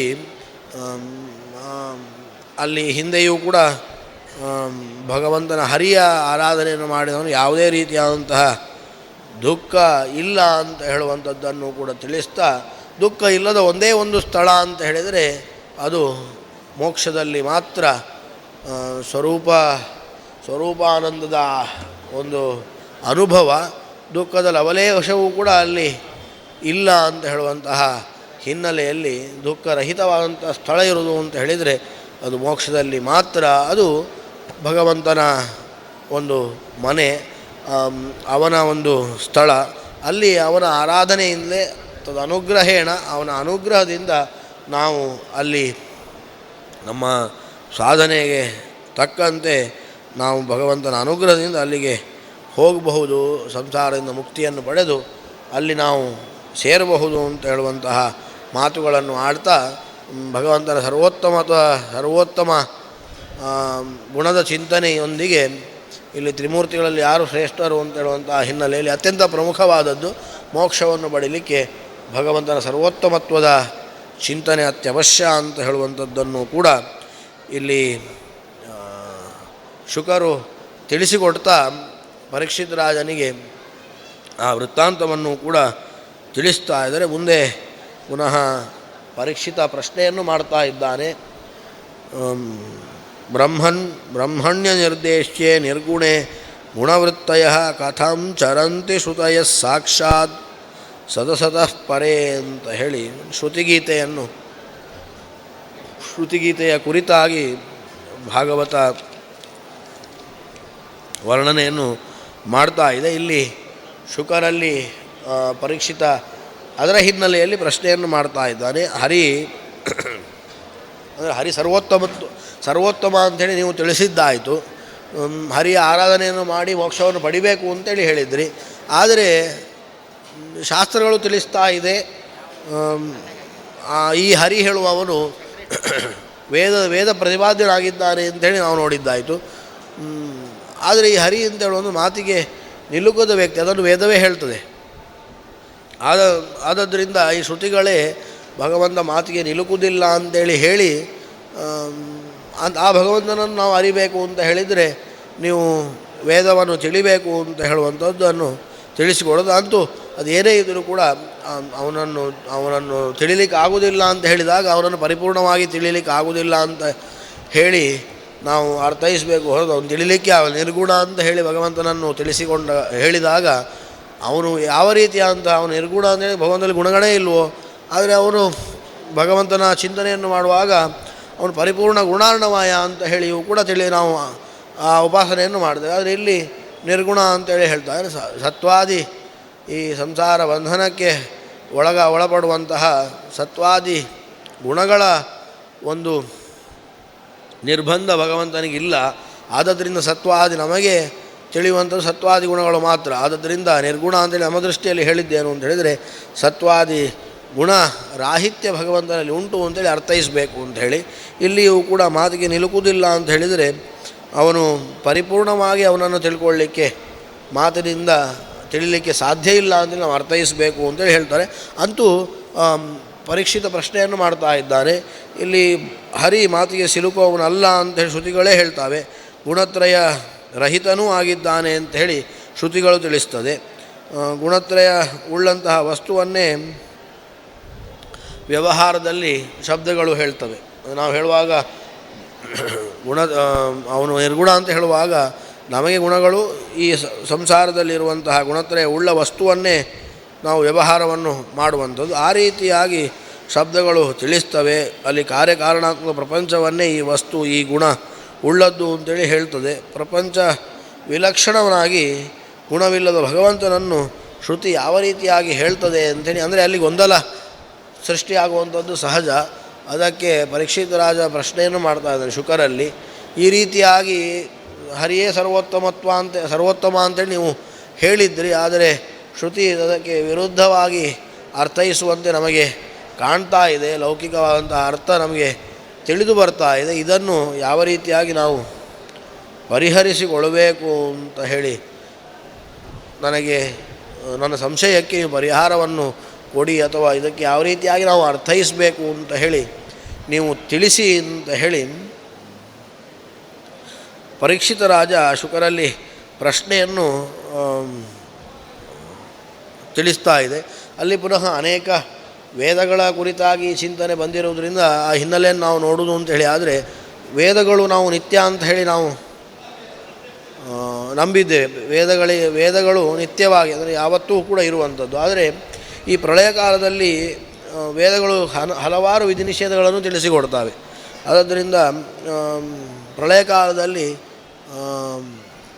ವಿಧಿ ನಿಷೇಧಗಳಿಗೆ ಯಾರು ಯೋಗ್ಯರಾದಂಥ ಜೀವರು ಯಾರೂ ಕೂಡ ಪ್ರಳಯ ಕಾಲದಲ್ಲಿ ಇರುವುದಿಲ್ಲ. ಅವರೆಲ್ಲರೂ ಕೂಡ ಭಗವಂತನ ಉದರದಲ್ಲಿ ಗಾಢವಾದಂತಹ ಸುಷುಪ್ತಿಯಲ್ಲಿ ಇರ್ತಾರಾದ್ದರಿಂದ ಆಗ ವೇದಗಳು ವಿಧಿ ನಿಷೇಧವನ್ನು ಯಾರಿಗೆ ಬೋಧಿಸ್ತಾವೆ ಅಂತ ಹೇಳುವಂತಹ ಪ್ರಶ್ನೆಯೂ ಕೂಡ ಅಲ್ಲಿ ಪರೀಕ್ಷಿತ ರಾಜ ಶುಕರಲ್ಲಿ ಮಾಡ್ತಾ ಇದ್ದಾನೆ. ವೇದಗಳು ನಿತ್ಯವಾದದ್ದರಿಂದ ಪ್ರಳಯ ಕಾಲದಲ್ಲಿ ಆ ವಿಧಿ ನಿಷೇಧಗಳು ಯಾರನ್ನು ಹೇಳ್ತಾ ಇವೆ? ಜೀವರಂತೂ ಇಲ್ಲ. ಅದನ್ನು ಅನುಷ್ಠಾನ ಮಾಡಬೇಕಾದವರು ಜೀವರು ಪ್ರಳಯ ಕಾಲದಲ್ಲಿ ಇಲ್ಲ. ಆದದ್ದರಿಂದ ಅವರೆಲ್ಲರೂ ಕೂಡ ಸುಷುಪ್ತಿಯಾವಸ್ಥೆಯಲ್ಲಿ ಇರ್ತಾರೆ. ಆಗ ಕೂಡ ವೇದ ಯಾರಿಗಾಗಿ ಆ ವಿಧಿ ನಿಷೇಧವನ್ನು, ಭಗವಂತನಿಗೆ ಆ ವಿಧಿ ನಿಷೇಧಗಳು ಇಲ್ಲ. ಆದ್ದರಿಂದ ಆ ವಿಧಿ ನಿಷೇಧಗಳು ಯಾರಿಗಾಗಿ ಅದು ಬೋಧಿಸ್ತವೆ, ಅದು ಯಾರನ್ನು ಕುರಿತಾಗಿ ಹೇಳ್ತಾವೆ ಅಂತ ಹೇಳುವಂಥ ಪ್ರಶ್ನೆಯನ್ನು ಮಾಡಿಕೊಂಡು ಭಗವಂತ ನಿರ್ಗುಣನಾದದ್ದರಿಂದ ಗುಣಕಥನ ರೂಪವಾದಂತಹ ಸ್ತುತಿಗೆ ಅವನು ಯೋಗ್ಯನೂ ಕೂಡ ಅಲ್ಲ ಅಂತ ಹೇಳುವಂತಹ ಚಿಂತನೆಯೂ ಕೂಡ ಇಲ್ಲಿ ಆ ಪ್ರಶ್ನೆಯಲ್ಲಿ ತಿಳಿಸ್ತಾ ಸ್ತುತಿ ಮಾಡುವ ಜೀವರೂ ಕೂಡ ಲಯಕಾಲದಲ್ಲಿ ಅವರು ಎಚ್ಚೆತ್ತಿರುವುದಿಲ್ಲ. ಹೀಗಾಗಿ ಸ್ತುತಿ ರೂಪವಾಗಿ ಆಗಲಿ ವಿಧಿ ನಿಷೇಧ ರೂಪವಾಗಿ ಆಗಲಿ ವೇದ ಲಯಕಾಲದಲ್ಲಿ ಪ್ರವೃತ್ತಿಯನ್ನು ಮಾಡಲಿಕ್ಕೆ ಸಾಧ್ಯವೇ ಇಲ್ಲ. ಆದ್ದರಿಂದ ಸ್ತುತಿರೂಪವಾದಂತಹ ಸೃಷ್ಟಿಕಾಲದಲ್ಲಿಯೂ ಕೂಡ ಅದು ಪ್ರವೃತ್ತಿ ಮಾಡಲಿಕ್ಕೆ ಆಗುವುದಿಲ್ಲ. ಲಯಕಾಲದಲ್ಲಿ ನಿತ್ಯವಾದಂಥ ವೇದ ಲಯಕಾಲದಲ್ಲಿ ಪ್ರವೃತ್ತಿಯನ್ನು ಮಾಡದೆ ಹೋದ ಮೇಲೆ ಅದು ಸೃಷ್ಟಿಕಾಲದಲ್ಲಿ ಕೂಡ ಮಾಡಲೇಬೇಕು ಅಂತ ಹೇಳುವಂತಹ ಪ್ರಮೇಯ ಇಲ್ಲ. ಆದ್ದರಿಂದ ಅದು ಮಾಡಬಹುದು, ಮಾಡದೇ ಇರುವುದು, ಅದು ಮಾಡೋದಿಲ್ಲ ಅಂತೇಳಿ ನಾವು ಇಟ್ಕೊಳ್ಳುವ. ಈ ರೀತಿಯಾಗಿ ಅನೇಕ ರೀತಿಯಾಗಿ ಶ್ರುತಿಯ ಕುರಿತಾದಂತಹ ಪ್ರಶ್ನೆಯನ್ನು ಮಾಡ್ತಾ ಭಗವಂತನನ್ನು ಯಾವ ರೀತಿಯಾಗಿ ಆ ಶ್ರುತಿಗಳು ಹೇಗೆ ಅದನ್ನು ತಿಳಿಸಿಕೊಡ್ತದೆ, ಭಗವಂತನನ್ನು ಯಾವ ರೀತಿಯಾಗಿ ತಿಳಿಸಿಕೊಡ್ತದೆ ಅಂತ ಹೇಳುವಂತಹ ಪ್ರಶ್ನೆಯನ್ನು ಇಲ್ಲಿ ಪರೀಕ್ಷಿತ ಶುಕರಲ್ಲಿ ಮಾಡ್ತಾ ಇದ್ದಾನೆ. ಸಹಜವಾಗಿಯೇ ವೇದ ಕ್ಲಿಷ್ಟವಾದದ್ದರಿಂದ ವೇದಗಳಲ್ಲಿ ಬರುವಂತಹ ಪ್ರಮೇಯವನ್ನು ಭಾಗವತ ಪುರಾಣಾದಿಗಳ ಹಿನ್ನೆಲೆಯಲ್ಲಿ ನಾವು ಅರ್ಥೈಸಿಕೊಳ್ಳಬೇಕು ಅಂತ ಹೇಳುವಂಥದ್ದು ಶಾಸ್ತ್ರದ ಮಾತು. ಆ ಹಿನ್ನೆಲೆಯಲ್ಲಿ ಶ್ರುತಿಗಳಿಗೆ ಹೇಗೆ ಅರ್ಥವನ್ನು ಮಾಡಬೇಕು ಅಂತ ಹೇಳುವಂಥದ್ದನ್ನು ಕೂಡ ಶುಕರ ಮುಖೇನ ಪರೀಕ್ಷಿತ ರಾಜ ಪ್ರಶ್ನೆಯನ್ನು ಮಾಡ್ತಾ ಶುಕರಲ್ಲಿ ಆ ಪ್ರಶ್ನೆಯನ್ನು ಮಾಡಿ ಶ್ರುತಿಗೆ ಅರ್ಥೈಸುವಂತಹ ಬಗೆ ಯಾವ ರೀತಿಯಾದದ್ದು ಅಂತ ಹೇಳುವಂಥದ್ದನ್ನು ಕೂಡ ನಮ್ಮೆಲ್ಲರಿಗಾಗಿ ಅವನೇ ಕೇಳ್ತಾ ಇದ್ದಾನೆ. ಬುದ್ಧೀಂದ್ರಿಯ ವಲಃಪ್ರಾಣಾತ್ ಜನಾನಾಂ ಅಸೃಜತ್ ಪ್ರಭು ಮಾತ್ರಾರ್ಥಂ ಚ ಭವಾರ್ಥಂ ಚ ಆತ್ಮನೇ ಕಲ್ಪನಾಯ ಚ ಅಂತ ಹೇಳಿ ಸ್ವಲ್ಪ ಶುಕರು ಕೂಡ ಅವನು ಪರೀಕ್ಷಿತರಾಯ ಮಾಡಿದಂತಹ ಪ್ರಶ್ನೆಗೆ ಹರಿ ಮುಮುಕ್ಷುಗಳಿಗಾಗಿ ವೇದವನ್ನು, ಇಲ್ಲಿ ತಮೋಯೋಗ್ಯ ನಾವು ಸ್ವಭಾವವನ್ನು ಒಪ್ಪುವವರಾದ್ದರಿಂದ ನಿತ್ಯ ಸಂಸಾರಿಗ ಜೀವರಿಗೆ ವೇದದಿಂದ ಆಗಬೇಕಾದದ್ದೇನಿಲ್ಲ. ತಮೋಯೋಗ್ಯ ಜೀವರಿಗಂತೂ ವೇದ ಭಗವಂತನನ್ನು ಹೇಳ್ತದೆ ಅಂತ ಹೇಳಿ ಅವರು ಯಾವುದೇ ರೀತಿಯಾದಂತಹ ಚಿಂತನೆಗೆ ಒಳಪಡುವುದಿಲ್ಲ. ವೇದಗಳನ್ನು ಆ ರೀತಿಯಾಗಿ ಅವರು ಚಿಂತಿಸುವುದೇ ಇಲ್ಲ. ಮತ್ತು ಇನ್ನು ನಿತ್ಯ ಸಂಸಾರಿಗಳಿಗಾಗುವಾಗ, ರಾಜಸ ಜೀವರಿಗಾಗುವಾಗ ಕೇವಲ ಕರ್ಮಪರವಾಗಿ ವೇದವನ್ನು ಅರ್ಥೈಸಿಕೊಂಡು ಯಾಗಾದಿಗಳನ್ನು ಮಾಡಿ ಅನೇಕ ಸ್ವರ್ಗಾದಿ ಲೋಕಗಳನ್ನು ಪಡೆದು ಅವರು ಅಲ್ಲೇ ತೃಪ್ತರಾಗ್ತಾರೆ. ಕರ್ಮವನ್ನು ಮಾಡು, ಪುಣ್ಯವನ್ನು ಗಳಿಸು, ಸ್ವರ್ಗವನ್ನು ಪಡೆ, ಸುಖವನ್ನು ಅನುಭವಿಸು. ಮತ್ತು ಸುಖ ಕ್ಷೀಣವಾದಾಗ, ಆ ಪುಣ್ಯ ಕ್ಷೀಣವಾದಾಗ ಮತ್ತೆ ಭೂಮಿಗೆ ಬಾ, ಮತ್ತೆ ಒಂದಷ್ಟು ಕರ್ಮವನ್ನು ಮಾಡು, ಪುನಃ ಬೇರೆ ಬೇರೆ ಲೋಕಗಳನ್ನು ಪಡಿ, ಪುನಃ ಬಾ. ಈ ರೀತಿಯಾಗಿ ರಾಜಸರಿಗೂ ಕೂಡ ವೇದ ಭಗವಂತನನ್ನೇ ಹೇಳ್ತದೆ ಅಂತ ಹೇಳಿ ಅವರು ಕೂಡ ನಂಬುವುದಿಲ್ಲ. ಇನ್ನು ಯಾರಿಗೆ ವೇದ ಮುಮುಕ್ಷುಗಳಿಗೆ, ಯಾರು ಮೋಕ್ಷವನ್ನು ಇಚ್ಛೆ ಪಡ್ತಾರೋ ಅವರಿಗೆ ಅವರ ಪ್ರವೃತ್ತಿಗಾಗಿ ಅವರು ವೇದವನ್ನು ಭಗವತ್ಪರವಾಗಿ, ಅಲ್ಲಿಯೂ ಕೂಡ ಪುನಃ ವಿದ್ವದ್ ರೂಢಿ ಅಲ್ಲಿ ಅನೇಕ ರೀತಿಯಾದ್ದು ಬರುತ್ತೆ. ಪರಮ ವಿದ್ವದ್ ರೂಢಿ ಅಲ್ಲಿ ಆ ರೀತಿಯಾಗಿ, ಅಂದರೆ ಸಾಮಾನ್ಯವಾಗಿ ವೇದ ಇಂದ್ರನನ್ನೋ ಅಥವಾ ಸೂರ್ಯನನ್ನೋ ಹೇಳಿದಂತೆ ಕಂಡರೂ ಕೂಡ ಅಲ್ಲಿ ವಿದ್ವದ್ ರೂಢಿಯಲ್ಲಿ ಯಾವ ರೀತಿಯಾದಂತಹ ಅರ್ಥವನ್ನು ಜ್ಞಾನಿಗಳು ಮಾಡ್ತಾರೋ ಅದು ಎಲ್ಲವೂ ಕೂಡ ಭಗವತ್ಪರ. ಯಾವ ರೀತಿಯಾಗಿ ನಾವು ಮಾಡಬೇಕು ಅಂತ ಹೇಳುವಂಥದ್ದನ್ನು ತಿಳಿಸ್ತಾ ಇದೆ. ಅದು ಯಾರಿಗೆ ಅನ್ವಯಗೊಳ್ತದೆ ಅಂತೇಳಿದರೆ ಮುಮುಕ್ಷುಗಳಿಗೆ. ಆದ್ದರಿಂದ ಭಗವಂತ ಮುಮುಕ್ಷು ಜನರಿಗಾಗಿ ವೇದಗಳ ಮಾತ್ರಾರ್ಥವಾಗಿ ಪ್ರವೃತ್ತಿಯನ್ನು ಉಂಟು ಮಾಡಲಿಕ್ಕೋಸ್ಕರ ಭವ ವೇದಾಧ್ಯಯನದ ಪುಣ್ಯ ಲಾಭಕ್ಕಾಗಿ, ಆ ಕಲ್ಪನಕ್ಕಾಗಿ, ಜ್ಞಾನ ಧ್ಯಾನಗಳಿಗಾಗಿ, ಅದರಿಂದ ಭಗವಂತನನ್ನು ಅರಿತು ಅಲ್ಲಿ ಆತ್ಮಕ್ಕಾಗಿ, ಆತ್ಮಸ್ವರೂಪಾಭಿವ್ಯಕ್ತಿಗಾಗಿ ಬುದ್ಧಿ, ಇಂದ್ರಿಯ, ಮನಸ್ಸು, ಪ್ರಾಣಗಳನ್ನು ಅವನು ಸೃಷ್ಟಿ ಮಾಡಿದ ಅಂತ ಹೇಳಿ ತಿಳಿಸ್ತಾ ಇಲ್ಲಿ ಈ ರೀತಿಯಾಗಿ ಮುಮುಕ್ಷುಗಳಿಗೆ ಮಾತ್ರ ಇದು ಭಗವತ್ ಪರವಾಗಿ ಅದು ಅರ್ಥವಾಗುವಂತೆ ಅಲ್ಲಿ ಅದು ಪುನಃ ಸ್ವಭಾವಕ್ಕೆ ಬಂದು ನಿಲ್ತದೆ. ಈ ರೀತಿಯಾಗಿ ಅವನು ಮಾಡಿದಂತಹ ಪ್ರಶ್ನೆಗೆ 3 ಬಗೆಯ, ಕೇವಲ ಮುಮುಕ್ಷುಗಳಿಗೆ ಮಾತ್ರ ಭಗವಂತನನ್ನು ಶ್ರುತಿ ಹೇಳುವುದಿಲ್ಲ ಅಂತ ಹೇಳಿದರೆ, ಹೇಳುವುದಿಲ್ಲ ಅಂತ ಹೇಳುವಂಥದ್ದು ನಿಜ. ಕರ್ಮಪರವಾಗಿಯೇ ಇದನ್ನು ವೇದಗಳ ಚಿಂತನೆಯನ್ನು ಮಾಡುವವರಿಗೆ ಭಗವಂತನನ್ನು ಹೇಳ್ತದೆ ಅಂತ ಹೇಳಿದರೆ ಅವರು ಯಾವತ್ತೂ ಕೂಡ ನಂಬುವುದಿಲ್ಲ. ಆದ್ದರಿಂದ ಮುಮುಕ್ಷುಗಳ ಚಿಂತನೆಯೊಂದಿಗೆ ಮೋಕ್ಷವನ್ನು ಯಾರು ಬಯಸ್ತಾರೋ ಅವರಿಗೆ ಈ ವೇದದ ಒಂದು ಚಿಂತನೆಯನ್ನು ಕೊಟ್ಟಿದ್ದಾನೆ ಅಂತ ಹೇಳಿ ತಿಳಿಸ್ತಾ, ಸೈಷಾ ಹ್ಯುಪನಿಷದ್ ಬ್ರಾಹ್ಮಿ ಪೂರ್ವೇಷಾಂ ಪೂರ್ವಜೈರ್ಧೃತಾಂ ಶ್ರದ್ಧೆಯ ಧಾರಯೇದ್ಯಸ್ತಾಂ ಕ್ಷೇಮಂ ಗಚ್ಚೇದ ಕಿಂಚನ ಅಂತ ಹೇಳಿ ಪರಬ್ರಹ್ಮನ ಸ್ತುತಿರೂಪವಾದಂತಹ ಗೋಪ್ಯವಾದಂತಹ ಈ ವೇದವನ್ನು ಹಿಂದಿನವರು ಅಧ್ಯಯನ ಮಾಡಿದ್ದಾರೆ. ವಿರಕ್ತನಾಗಿ ಶ್ರದ್ಧೆಯಿಂದ ವೇದವನ್ನು ಅಧ್ಯಯನ ಮಾಡುವವನು ಮುಕ್ತಿಯನ್ನು ಪಡಿತಾನೆ ಅಂಥೇಳಿ ಅಲ್ಲಿ ಮುಮುಕ್ಷುವಿಗೆ ಆ ರೀತಿಯಾಗಿ ಇದು ಹೇಗೆ ಹೇಳ್ತೀರಿ ಅಂತ ಹೇಳಿದರೆ, ಹಿಂದೆ ಜ್ಞಾನಿಗಳು ಈ ರೀತಿಯಾಗಿ ಅರ್ಥೈಸಿ ಮೋಕ್ಷವನ್ನು ಪಡೆದಿದ್ದಾರೆ ಅಂತ ಹೇಳಿ ಆ ಶ್ರುತಿಗಳೇ ಹೇಳ್ತಾವೆ. ಆದ್ದರಿಂದ ಆ ರೀತಿ ಅಧ್ಯಯನವನ್ನು ಮಾಡಿ ಮುಕ್ತಿಯನ್ನು ಪಡಿತಾರೆ ಅಂತ ಹೇಳಿ ಹಿಂದೆ ಜ್ಞಾನಿಗಳು ಆ ರೀತಿಯಾಗಿ ಚಿಂತಿಸ್ತಾರಾದದ್ದರಿಂದ ಆ ಚಿಂತನೆಯನ್ನು ಆ ರೀತಿಯಾಗಿ ನಾವು ಮಾಡಬೇಕು ಅಂತ ಹೇಳುವಂಥದ್ದನ್ನು ಕೂಡ ತಿಳಿಸಿಕೊಡೋದು. ಆತುರತೆ ವರ್ಣಯಿಷ್ಯಾಮಿ ಗಾಥಾಂ ನಾರಾಯಣೋದಿತಾಂ ನಾರದಸ್ಯ ಚ ಸಂವಾದಂ ಋಷೇರ್ನಾರಾಯಣಸ್ಯ ಚ ಅಂಥೇಳಿ ಪರಮಾತ್ಮ ಅನಂತ ವೇದಗಳಿಂದ ವೇದ್ಯನಾಗಿದ್ದಾನೆ. ಆ ವಿಷಯದಲ್ಲಿ ಬದರಿಯ ನಾರಾಯಣ ಋಷಿ ಹೇಳಿದಂತಹ ನಾರದ ನಾರಾಯಣ ಸಂವಾದ ರೂಪವಾದಂತಹ ಕಥೆಯನ್ನು ನಾನು ನಿನಗೆ ಹೇಳಿಕೊಡ್ತೇನೆ ಅಂತ ಹೇಳಿ ಪರೀಕ್ಷಿತ್ ರಾಜನಿಗೆ ಶುಕರು ನಾರದ ಮತ್ತು ನಾರಾಯಣ ನಡುವಿನ ಸಂವಾದದ ಕಥೆಯನ್ನು ತಿಳಿಸಲಿಕ್ಕೆ ಮುಂದಾಗ್ತಾರೆ. ಏಕದಾ ನಾರದೋ ಲೋಕಾನ್ ಪರ್ಯಟನ್ ಭಗವತ್ ಪ್ರಿಯ ಸನಾತನಂ ಋಷಿಂ ದ್ರಷ್ಟುಂ ಯಯೌ ನಾರಾಯಣಾಶ್ರಮಂ ಅಂಥೇಳಿ ಈ ರೀತಿಯಾಗಿ ಅಲ್ಲಿ ಮುಖ್ಯವಾಗಿ ವೇದ ಪ್ರತಿಪಾದ್ಯನಾಗಿ ಭಗವಂತ ಯಾವ ರೀತಿಯಾಗಿ ಇದ್ದಾನೆ ಅಂತ ಹೇಳುವಂತಹ ಪ್ರಶ್ನೆಯನ್ನು ಮಾಡ್ತಾ, ಭಗವಂತ ಮಾತಿಗೆ ನಿಲುಕದವನು, ಆದರೆ ವೇದ ಭಗವಂತನನ್ನೇ ಹೇಳ್ತದೆ ಅಂತೇಳಿ ನೀವು ಹೇಳ್ತಾ ಇದ್ದೀರಿ, ಇದು ಯಾವ ರೀತಿಯಾಗಿ ಕೂಡ್ತದೆ? ಭಗವಂತ ನಿರ್ಗುಣನಾಗಿದ್ದಾನೆ, ಆದ್ದರಿಂದ ಈ ಪ್ರಪಂಚವನ್ನೇ ಅವನು ಸೃಷ್ಟಿಯನ್ನು ಮಾಡಿದ ಅಂತ ಹೇಳಿ ನೀವು ತಿಳಿಸ್ತಾ ಇದ್ದೀರಿ.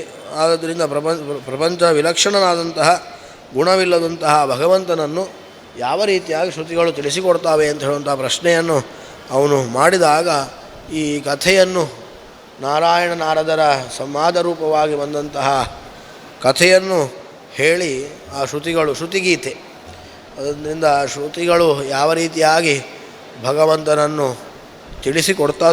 ಕೊಡ್ತಾವೆ ಅಂತ ಹೇಳುವಂಥದ್ದನ್ನು ಈ ಶ್ರುತಿಗೀತೆಯ ಮೂಲಕ ಶುಕರು ಪರೀಕ್ಷಿತ್ ರಾಜರಿಗೆ ತಿಳಿಸಿಕೊಡ್ತಾ ಇದ್ದಾರೆ. ಯೋಸೌ ಭಾರತವರ್ಷೇಸ್ಮಿನ್ ಕ್ಷೇಮಾಯ ಸ್ವಸ್ಥಯೇ ನೃಣಾಂ ಧರ್ಮಜ್ಞಾನಶಮೋಪೇತ ಸಾಕಲ್ಯಾದಾಸ್ಥಿತಸ್ತಪಃ ಅಂತ ಹೇಳಿ ಈ ನಾರಾಯಣ ಋಷಿ ಸಜ್ಜನರ ಕ್ಷೇಮಕ್ಕಾಗಿ ಸುಖಕ್ಕಾಗಿ ಪೂರ್ಣವಾಗಿ ಧರ್ಮಜ್ಞಾನ ಶ್ರಮಗಳಿಂದ ಕೂಡಿದ್ದು ಈ ಭಾರತ ವರ್ಷದಲ್ಲಿ ತಪಸ್ಸನ್ನು ಮಾಡ್ತಾ ಇದ್ದಾನೆ. ನಾರಾಯಣ ಯಾರು ಅಂತ ಹೇಳಿ ನರನಾರಾಯಣರ ಆಶ್ರಮ ಇದು ಪ್ರಸಿದ್ಧ. ನಾರಾಯಣ ಋಷಿ ರೂಪದಿಂದ ಜಗತ್ತಿನ ಕಲ್ಯಾಣಕ್ಕಾಗಿ ಅವನು ತಪಸ್ಸನ್ನು ಆಚರಿಸ್ತಾ ಇದ್ದಾನೆ ಅಂತ ಹೇಳಿ ಇಲ್ಲಿ ಈ ನಾರಾಯಣ ಋಷಿ ಏನು ಉಲ್ಲೇಖವನ್ನು ಮಾಡಿದ್ರೆ ಸಾಕ್ಷಾತ್ ನಾರಾಯಣನ ಅವತಾರನೇ ಆದದ್ದರಿಂದ ಸ್ವಸ್ವರೂಪಾನಂದ ಅನುಭವದಲ್ಲಿ ಮಗ್ನನಾಗಿದ್ದು, ಯಾರನ್ನು ಕೂಡ ಸಾಕ್ಷಾತ್ ಭಗವಂತನೇ ಆದದ್ದರಿಂದ ಯಾರನ್ನು ಆರಾಧಿಸಬೇಕು ಅಂತ ಹೇಳಿಲ್ಲ, ತನ್ನನ್ನು ತಾನೇ ಅವನು ಅದರಲ್ಲಿ ಮಗ್ನನಾಗಿದ್ದಾನೆ. ತನ್ನ ಸ್ವರೂಪಾನಂದ ಅನುಭವದಲ್ಲಿಯೇ ಅವನು ಲೋಕದೃಷ್ಟಿಯಿಂದ ಅವನು ತಪಸ್ಸು ಮಾಡುವಂತೆ ಅವನು ಕಾಣ್ತಾ ಇದ್ದಾನೆ, ತೋರಿಸಿಕೊಳ್ತಾ ಇದ್ದಾನೆ. ಇದು ಸಜ್ಜನರಿಗೆ ತಪಸ್ಸಿನ ಶಿಕ್ಷಣವನ್ನು ನೀಡಲಿಕ್ಕಾಗಿ ಭಗವಂತ ಈ ರೀತಿಯಾಗಿ ಮಾಡಿದ ಅಂತ ಹೇಳಿ, ತಪಸ್ಸಿನ ಮೂಲಕ ಜನರು ಕ್ಷೇಮವನ್ನು ಸುಖವನ್ನು ಹೊಂದಲಿ ಅಂತ ಹೇಳುವಂತಹ ಉದ್ದೇಶದಿಂದ ಭಗವಂತ ನಾರಾಯಣ ಸಾಕ್ಷಾತ್ತಾಗಿ ಅವನು ತಪಸ್ಸನ್ನು ಆಚರಿಸ್ತಾ ಇರುವಂತೆ ಅವನು ಕಾಣ್ತಾ ಇದ್ದಾನೆ ಅಂತ ಹೇಳುವಂಥದ್ದನ್ನು ತಿಳಿಸಿಕೊಡ್ತಾ ಇದೆ. ಶುಕರು ಈ ವೃತ್ತಾಂತವನ್ನು ತಿಳಿಸಿಕೊಡ್ತಾ ಶ್ರುತಿಯಿಂದ ಪ್ರತಿಪಾದ್ಯನಾದವನು ಭಗವಂತನೇ ಅಂತೇಳಿ ಯಾವ ರೀತಿಯಾಗಿ ಅದು ತಿಳಿಸಿಕೊಡ್ತದೆ ಅಂತ ಹೇಳುವಂಥದ್ದನ್ನು ತಿಳಿಸ್ತಾ ಇದ್ದಾರೆ.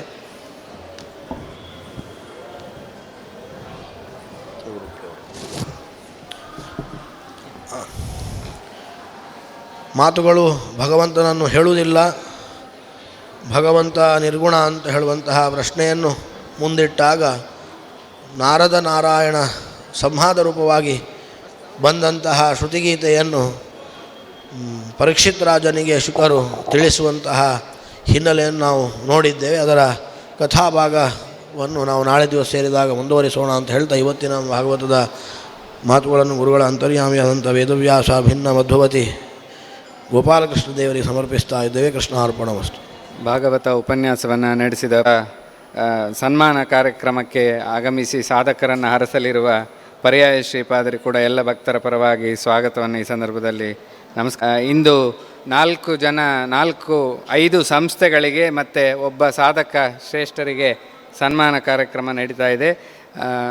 ಮಾಣಿಯೂರು ಪುಂಡರೀಕ ಆಚಾರ್ಯ ಅವರು ವೇದಿಕೆಗೆ ಬರಬೇಕು, ಅವರಿಗೆ ಶ್ರೀಪಾದರು ಸನ್ಮಾನ ಮಾಡ್ತಾ ಇದ್ದಾರೆ. ಅದೇ ರೀತಿ the institute of chartered accountants of India Udupi branch, ಈ ಸಂಸ್ಥೆಯ ಪದಾಧಿಕಾರಿಗಳ ಅಧ್ಯಕ್ಷರು, ಕಾರ್ಯದರ್ಶಿಗಳು ಯಾರಾದರೂ ಅಥವಾ ಪದಾಧಿಕಾರಿಗಳಿದ್ದರೆ ಅವರು ಆಗಮಿಸಬೇಕು. ಅದೇ ರೀತಿಯಲ್ಲಿ AYUSH federation of India Udupi, ಈ ಸಂಸ್ಥೆಯ ಅಧ್ಯಕ್ಷರು, ಕಾರ್ಯದರ್ಶಿಗಳು ಆಗಮಿಸಬೇಕು. ಅದೇ ರೀತಿ ಜಿಲ್ಲಾ ಸಣ್ಣ ಕೈಗಾರಿಕಾ ಸಂಘ ಉಡುಪಿ, ಇದರ ಅಧ್ಯಕ್ಷರು ಮತ್ತು ಕಾರ್ಯದರ್ಶಿ 2 ಅಧ್ಯಕ್ಷರು ಮತ್ತು ರಂಜನ್ ಕಲ್ಕೂರ್ ಅವರು ಕೂಡ ವೇದಿಕೆಗೆ ಆಗಮಿಸಬೇಕು. ಟ್ಯಾಕ್ಸ್ ಬಾರ್ ಅಸೋಸಿಯೇಷನ್ ಉಡುಪಿ, ಇದರ ಸಂಸ್ಥೆಯ ಪ್ರತಿನಿಧಿಗಳು ಆಗಮಿಸಿದರೆ ಅವರು ಆಗಮಿಸಬೇಕು. ಬರಲಿಲ್ಲ ಅಂತ ಅವರು ಟ್ಯಾಕ್ಸ್ ಬಾರಿನವರು. ಉಡುಪಿ ಜಿಲ್ಲಾ ವರ್ತಕರ ಸಂಘ ರಿಜಿಸ್ಟರ್, ಈ ಸಂಸ್ಥೆಯ ಅಧ್ಯಕ್ಷರು, ಕಾರ್ಯದರ್ಶಿಗಳು ವೇದಿಕೆಗೆ ಆಗಮಿಸಬೇಕು. ಮಾಣಿಯೂರು ಪುಂಡರೀಕ ಆಚಾರ್ಯರು ದೂರದ ಹೈದರಾಬಾದಿಗೆ ತೆರಳಲು ಇರುವ ಕಾರಣದಿಂದ ಪೂಜ್ಯ ಪರ್ಯಾಯ ಶ್ರೀಪಾದರು ಇದು ಮೊದಲಾಗಿ ಅವರನ್ನು ಅನುಗ್ರಹಿಸ್ತಾ ಇದ್ದಾರೆ. ಶ್ರೀಪಾದರ ಆಶೀರ್ವಚನದೊಂದಿಗೆ ಸನ್ಮಾನಿಸಬೇಕಾಗಿ ಕೇಳಿಕೊಳ್ತಾರೆ. ಕೃಷ್ಣಾಯ ವಾಸುದೇವಾಯ ಹರಂದಾಯ ನಮೋ ನಮಃ. ನಮ್ಮ ಚತುರ್ಥ ಪರ್ಯಾಯ ವಿಶ್ವಗೀತಾ ಪರ್ಯಾಯದ 2ನೇ ವರ್ಷದ ಈ ಮುಕ್ತಾಯದ ಹಂತದಲ್ಲಿ ಶ್ರೀಕೃಷ್ಣನ ಭಕ್ತರನ್ನು ಅನುಗ್ರಹಿಸ್ತಕ್ಕಂತಹ ಒಂದು ಕಾರ್ಯಕ್ರಮವನ್ನು ಹಾಕಿಕೊಂಡಿದ್ದು, ಸಾಧಕರ ಸನ್ಮಾನದ ಈ ಕಾರ್ಯಕ್ರಮವನ್ನು ಸಂಕಲ್ಪಿಸಿದ್ದೇವೆ. ನಮ್ಮ ಪರ್ಯಾಯಕ್ಕೆ ವಿಶೇಷ ಸೇವೆ ಸಲ್ಲಿಸಿದವರು, ಕೃಷ್ಣನ ವಿಶೇಷ ಸೇವೆಯನ್ನು ಮಾಡಿದವರು, ಅವರನ್ನು ಗುರುತಿಸಿ ಅವರಿಗೆ ಕೃಷ್ಣಾನುಗ್ರಹವನ್ನು ಪ್ರಾರ್ಥಿಸುವುದು ಕೂಡ ಅದು ಕೃಷ್ಣನ ಪೂಜೆ ಎಂಬ ಭಾವನೆಯಲ್ಲಿ, ಕೃಷ್ಣನಿಗೆ ಪ್ರೀತಿಕರವಾದಂತಹ ಕಾರ್ಯ ಎಂಬ ಈ ಭಾವನೆಯಲ್ಲಿ ಅನೇಕ ಸಾಧಕರನ್ನು ಗುರುತಿಸಿ ಶ್ರೀಕೃಷ್ಣ ಗೀತಾನುಗ್ರಹ ಪ್ರಶಸ್ತಿಯನ್ನು ಕೊಟ್ಟಿದ್ದು, ಇವತ್ತು ನಮ್ಮ ಮಠದ ವಿಶೇಷ ಅಭಿಮಾನಿಗಳು, ನಮ್ಮ ಪೂರ್ವಾಶ್ರಮದ ಸಹೋದರರು ಆಗಿರತಕ್ಕಂತಹ ಶ್ರೀ ಪುಂಡರೀಕಾಕ್ಷಾಚಾರ್ಯರು ಹೈದರಾಬಾದಿನಲ್ಲಿ ಅವರು ವಿಶೇಷವಾದಂತಹ ಸೇವೆಯನ್ನು ಯಾವಾಗಲೂ ಸಲ್ಲಿಸ್ತಾ ಇರ್ತಾರೆ. ನಾವಲ್ಲಿಗೆ ಹೋದಾಗ ನಮ್ಮ ಎಲ್ಲ ಕಾರ್ಯಕ್ರಮಗಳಿಗೂ ಪೂರ್ಣ ಬೆಂಬಲದೊಂದಿಗೆ ನಮ್ಮ ಯೋಜನೆಗಳಿಗೂ ಕೂಡ ವಿಶೇಷವಾದ ಪ್ರೋತ್ಸಾಹವನ್ನು ಕೊಡ್ತಾ ಅಲ್ಲಿಯ ಧಾರ್ಮಿಕ ಕಾರ್ಯಕ್ರಮಗಳಲ್ಲಿ ಸಕ್ರಿಯವಾಗಿ ಭಾಗವಹಿಸಿ, ಅಲ್ಲಿಯ ನಮ್ಮ ಸಮಾಜದ ಎಲ್ಲ ಕಾರ್ಯಕ್ರಮಗಳಲ್ಲಿಯೂ ಕೂಡ ಸಕ್ರಿಯವಾಗಿ ಭಾಗವಹಿಸ್ತಾ ಈ ಧಾರ್ಮಿಕವಾದಂಥ ವಿಶೇಷ ಸಾಧನೆಯನ್ನು ಮಾಡ್ತಾ ಇರತಕ್ಕಂತಹ ಶ್ರೀ ಪುಂಡರೀಕಾಕ್ಷಾಚಾರ್ಯ ದಂಪತಿಗಳಿಗೆ ಶ್ರೀಕೃಷ್ಣ ಮುಖ್ಯ ಪ್ರಾಣದೇವರ ವಿಶೇಷ ಅನುಗ್ರಹ ಇರಲಿ ಎಂಬ ಪ್ರಾರ್ಥನೆಯೊಂದಿಗೆ ಈ ಪ್ರಸಾದವನ್ನು ನೀಡ್ತಾ ಇದ್ದೇವೆ.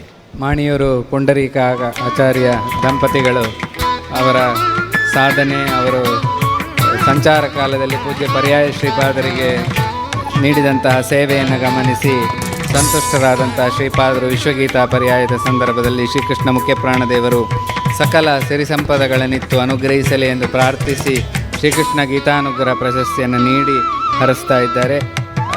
ಇಂದು ಶ್ರೀಕೃಷ್ಣ ಗೀತಾನುಗ್ರಹ ಪ್ರಶಸ್ತಿಯನ್ನು ಸ್ವೀಕರಿಸಿದಂತಹ ಮಾಣಿಯೂರು ಪುಂಡರೀಕ ಆಚಾರ್ಯ ಮತ್ತು ಅವರ ಧರ್ಮಪತ್ನಿ ಈ ದಂಪತಿಗಳಿಗೆ ಪರ್ಯಾಯ ಶ್ರೀ ಪುತ್ತಿಗೆ ಶ್ರೀಕೃಷ್ಣ ಮಠದ ಪರವಾಗಿ, ಎಲ್ಲ ಭಕ್ತರ ಪರವಾಗಿ ತುಂಬ ಹೃದಯದ ಧನ್ಯವಾದಗಳನ್ನು ಅರ್ಪಣೆ ಮಾಡ್ತಾ, ಅವರು ದೂರದ ಹೈದರಾಬಾದಿಗೆ ತೆರಳುವವರಿದ್ದಾರೆ ವಿಮಾನಯಾನದಲ್ಲಿ.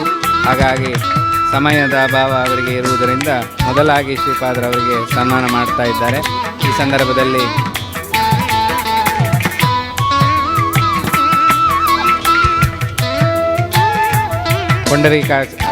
ಪುಂಡರೀಕಾಕ್ಷಾಚಾರ್ಯ ದಂಪತಿಗಳಿಗೆ ಶ್ರೀಮಠದ ಪರವಾಗಿ ಧನ್ಯವಾದಗಳನ್ನು.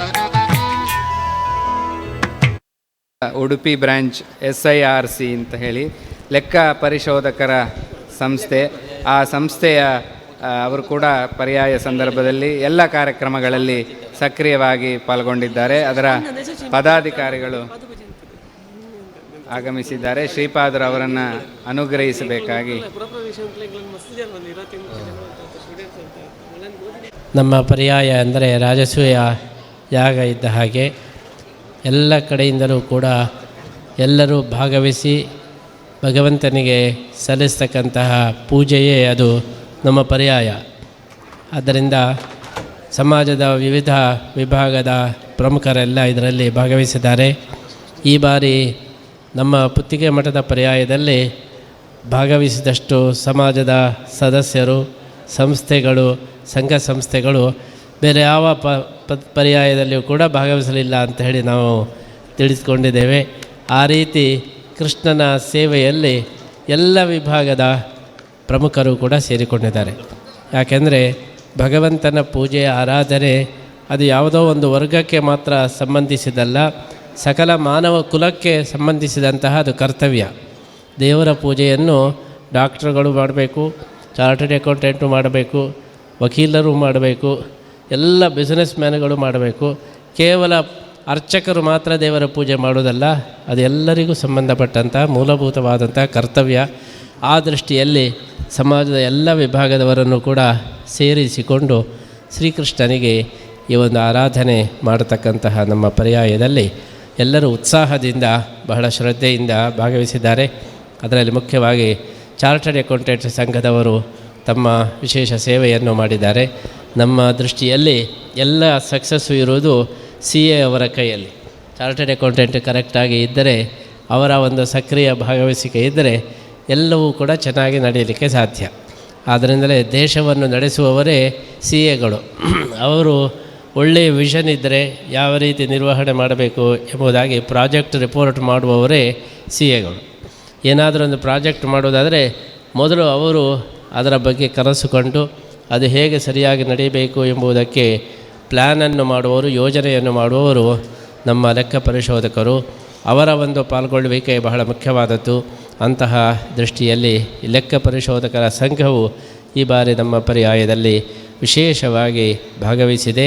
ಅದಕ್ಕೋಸ್ಕರ ಅವರೆಲ್ಲರಿಗೂ ಕೂಡ ಶ್ರೀಕೃಷ್ಣ ಮುಖ್ಯ ಪ್ರಾಣದೇವರ ವಿಶೇಷ ಅನುಗ್ರಹ ಇರಲಿ ಅಂತ ಹೇಳಿ ಈ ಸಂದರ್ಭದಲ್ಲಿ ನಾವು ಪ್ರಾರ್ಥಿಸ್ತಾ ಇದ್ದೇವೆ. ಲೆಕ್ಕ ಪರಿಶೋಧಕರ ಪರವಾಗಿ ನಮ್ಮ ಮೊಗರಾಯರು, ಅದೇ ರೀತಿ ಪ್ರಸಾದ್ ಅವರು, ಇನ್ನೂ ಅನೇಕ ಚಾರ್ಟರ್ಡ್ ಅಕೌಂಟೆಂಟ್ ಇವತ್ತು ಭಾಗವಹಿಸಿದ್ದಾರೆ. ಅವರೆಲ್ಲರಿಗೂ ಕೂಡ ಶ್ರೀಕೃಷ್ಣ ಗೀತಾನುಗ್ರಹ ಪ್ರಶಸ್ತಿಯನ್ನು ನಾವು ಈ ಸಂದರ್ಭ ನೀಡ್ತಾ ಇದ್ದೀವಿ.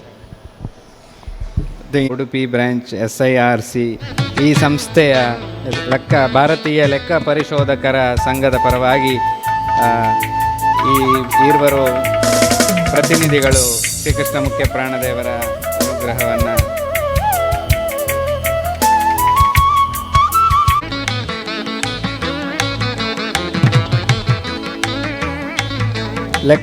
ಭಾರತೀಯ ಲೆಕ್ಕ ಪರಿಶೋಧಕರ ಸಂಘದ ಸಂಸ್ಥೆಯ ಎಲ್ಲ ಅಧ್ಯಕ್ಷರು, ಕಾರ್ಯದರ್ಶಿಗಳು, ಪದಾಧಿಕಾರಿಗಳು ಎಲ್ಲರಿಗೂ ಕೂಡ ಶ್ರೀಕೃಷ್ಣ ಮುಖ್ಯ ಪ್ರಾಣದೇವರ ಅನುಗ್ರಹ ಸದಾ ಇರಲಿ ಎಂದು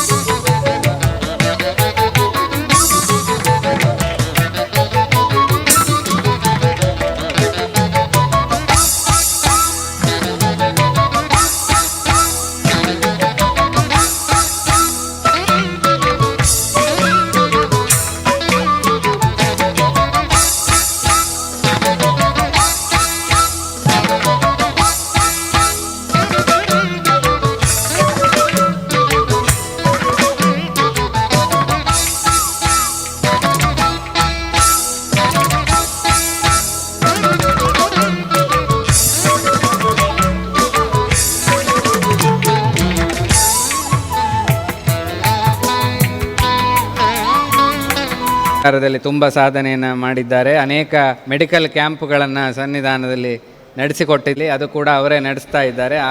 ಆಯುಷ್ ಫೆಡರೇಷನ್ ಸಂಸ್ಥೆಯ ಆಯುಷ್ ಫೆಡರೇಷನ್ ಆಫ್ ಇಂಡಿಯಾ ಸಂಸ್ಥೆಯ ತಂಡದ ಸದಸ್ಯರನ್ನು ಹರಿಸಬೇಕಾಗಿ ಕೇಳ್ತಾರೆ. ಆಯುಷ್ ಫೆಡರೇಷನ್ ಸಂಸ್ಥೆಯವರು ಪರ್ಯಾಯದಲ್ಲಿ ಸಸ್ಯಗಳ ವಿತರಣೆ, ಬೇರೆ ಬೇರೆ ಶಿಬಿರ, ಉಚಿತ ಶಿಬಿರಗಳನ್ನು ನಡೆಸುವ ಮುಖಾಂತರ ಪರ್ಯಾಯದ ಒಂದು ಕಾರ್ಯಕ್ರಮಗಳಿಗೆ ತುಂಬ ಪ್ರೋತ್ಸಾಹವನ್ನು ನೀಡಿದ್ದಾರೆ. ಮುಖ್ಯವಾಗಿ ಎಲ್ಲರಿಗೂ ಬೇಕಾದದ್ದು ಆರೋಗ್ಯ. ಆ ಆರೋಗ್ಯ ಕ್ಷೇತ್ರದಲ್ಲಿ ಅವರ ಸೇವೆ ಅತ್ಯಂತ ಅವಶ್ಯಕವಾಗಿದ್ದು, ನಮ್ಮ ಗೀತಾ ಪ್ರಚಾರದ ಕಾರ್ಯದಲ್ಲಿಯೂ ಕೂಡ ಲಕ್ಷಕಂಠ ಗೀತೆಯಲ್ಲಿಯೂ ಕೂಡ ಸಕ್ರಿಯವಾಗಿ ಭಾಗವಹಿಸಿದ್ದಾರೆ. ಆ ಸಂಘದ ಎಲ್ಲ ಸದಸ್ಯರಿಗೂ ಕೂಡ ಕೃಷ್ಣನ ಅನುಗ್ರಹ ಆಗಲಿ. ನಮ್ಮ ಧನ್ವಂತರಿ ಕ್ಲಿನಿಕ್ನಲ್ಲಿಯೂ ಕೂಡ ಉಚಿತ ಸೇವೆಯನ್ನು ನಡೆಸಿಕೊಂಡು ಬಂದಿದ್ದಾರೆ.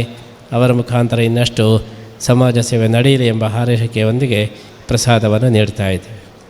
ಆಯುಷ್ ಫೆಡರೇಷನ್ ಆಫ್ ಇಂಡಿಯಾ ಉಡುಪಿಯ ಈ ಸಂಸ್ಥೆ ಆರೋಗ್ಯ ವೃದ್ಧಿಗೆ, ಧನ್ವಂತರಿಯ ಅನುಗ್ರಹ ಪ್ರಾಪ್ತಿಗೆ ತುಂಬ ಸೇವೆಯನ್ನು ಮಾಡಿದ್ದಾರೆ. ಪರ್ಯಾಯದ ಎಲ್ಲ ಕಾರ್ಯಕ್ರಮಗಳಲ್ಲಿ ತುಂಬ ಸಹಕಾರವನ್ನು ನೀಡಿದ್ದಾರೆ. ತಂಡದ ಅಧ್ಯಕ್ಷರು ಹಾಗೂ ಎಲ್ಲ ಮುಖ್ಯಸ್ಥರಿಗೂ ಕೂಡ ಶ್ರೀಪಾದರು ಮುಂದೆ ಎಲ್ಲ ಕಾರ್ಯಕ್ರಮ ಮುಗಿದ ಬಳಿಕ ತಂಡದ ಸದಸ್ಯರಿದ್ದರೆ ಅವರು ಸಂಘ ಉಡುಪಿ ಜಿಲ್ಲಾ ಸಣ್ಣ ಕೈಗಾರಿಕಾ ಸಂಘ ಉಡುಪಿ, ಆ ಸಂಸ್ಥೆಯ ಅಧಿಕಾರಿಗಳು ಪದಾಧಿಕಾರಿಗಳು ಆಗಮಿಸಿದ್ದಾರೆ. ಉಡುಪಿ ಜಿಲ್ಲಾ ಸಣ್ಣ ಕೈಗಾರಿಕಾ ಸಂಘ ಉಡುಪಿ. ನಮ್ಮ ಪರ್ಯಾಯದ ಸಂದರ್ಭದಲ್ಲಿ ಸಣ್ಣ ಕೈಗಾರಿಕಾ ಸಂಘದ ಸದಸ್ಯರೆಲ್ಲರೂ ಕೂಡ ಸಕ್ರಿಯವಾಗಿ ಭಾಗವಹಿಸಿದ್ದಾರೆ. ಅವರಿಗೂ ಕೂಡ ಶ್ರೀಕೃಷ್ಣ ಮುಖ್ಯ ಪ್ರಾಣದೇವರ ವಿಶೇಷ ಅನುಗ್ರಹ ಇರಲಿ ಅಂತ ಹೇಳಿ ಈ ಸಂದರ್ಭದಲ್ಲಿ ಪ್ರಾರ್ಥಿಸ್ತಾ ಇದ್ದೇವೆ. ಈ ಸಂದರ್ಭದಲ್ಲಿ ಸಣ್ಣ ಕೈಗಾರಿಕಾ ಸಂಘದ ಅಧ್ಯಕ್ಷರು, ಕಾರ್ಯದರ್ಶಿಗಳು, ಅದೇ ರೀತಿ ಶ್ರೀಯುತ ರಂಜನ್ ಕಲ್ಕೂರ್ ಅವರು ಕೂಡ ಇಲ್ಲಿ ಉಪಸ್ಥಿತರಿದ್ದಾರೆ ಅದರ ಮುಖ್ಯಸ್ಥರಾಗಿ. ಎಲ್ಲರಿಗೂ ಕೂಡ ಶ್ರೀಮಠದ ಪರವಾಗಿ ತುಂಬ ಹೃದಯದ ಧನ್ಯವಾದಗಳನ್ನು ಈ ಸಂದರ್ಭದಲ್ಲಿ ಹೇಳ್ತಾ ಇದ್ದೇನೆ. ಅವರಿಗೆ ಶ್ರೀಕೃಷ್ಣ ಮುಖ್ಯ ಪ್ರಾಣರ ಅನುಗ್ರಹವನ್ನು ಶ್ರೀಪಾದರು ಪ್ರಾರ್ಥಿಸಿ ಶ್ರೀಕೃಷ್ಣ ಗೀತಾನುಗ್ರಹ ಪ್ರಶಸ್ತಿಯನ್ನು ನೀಡ್ತಾ ಇದ್ದಾರೆ. ಇದೇ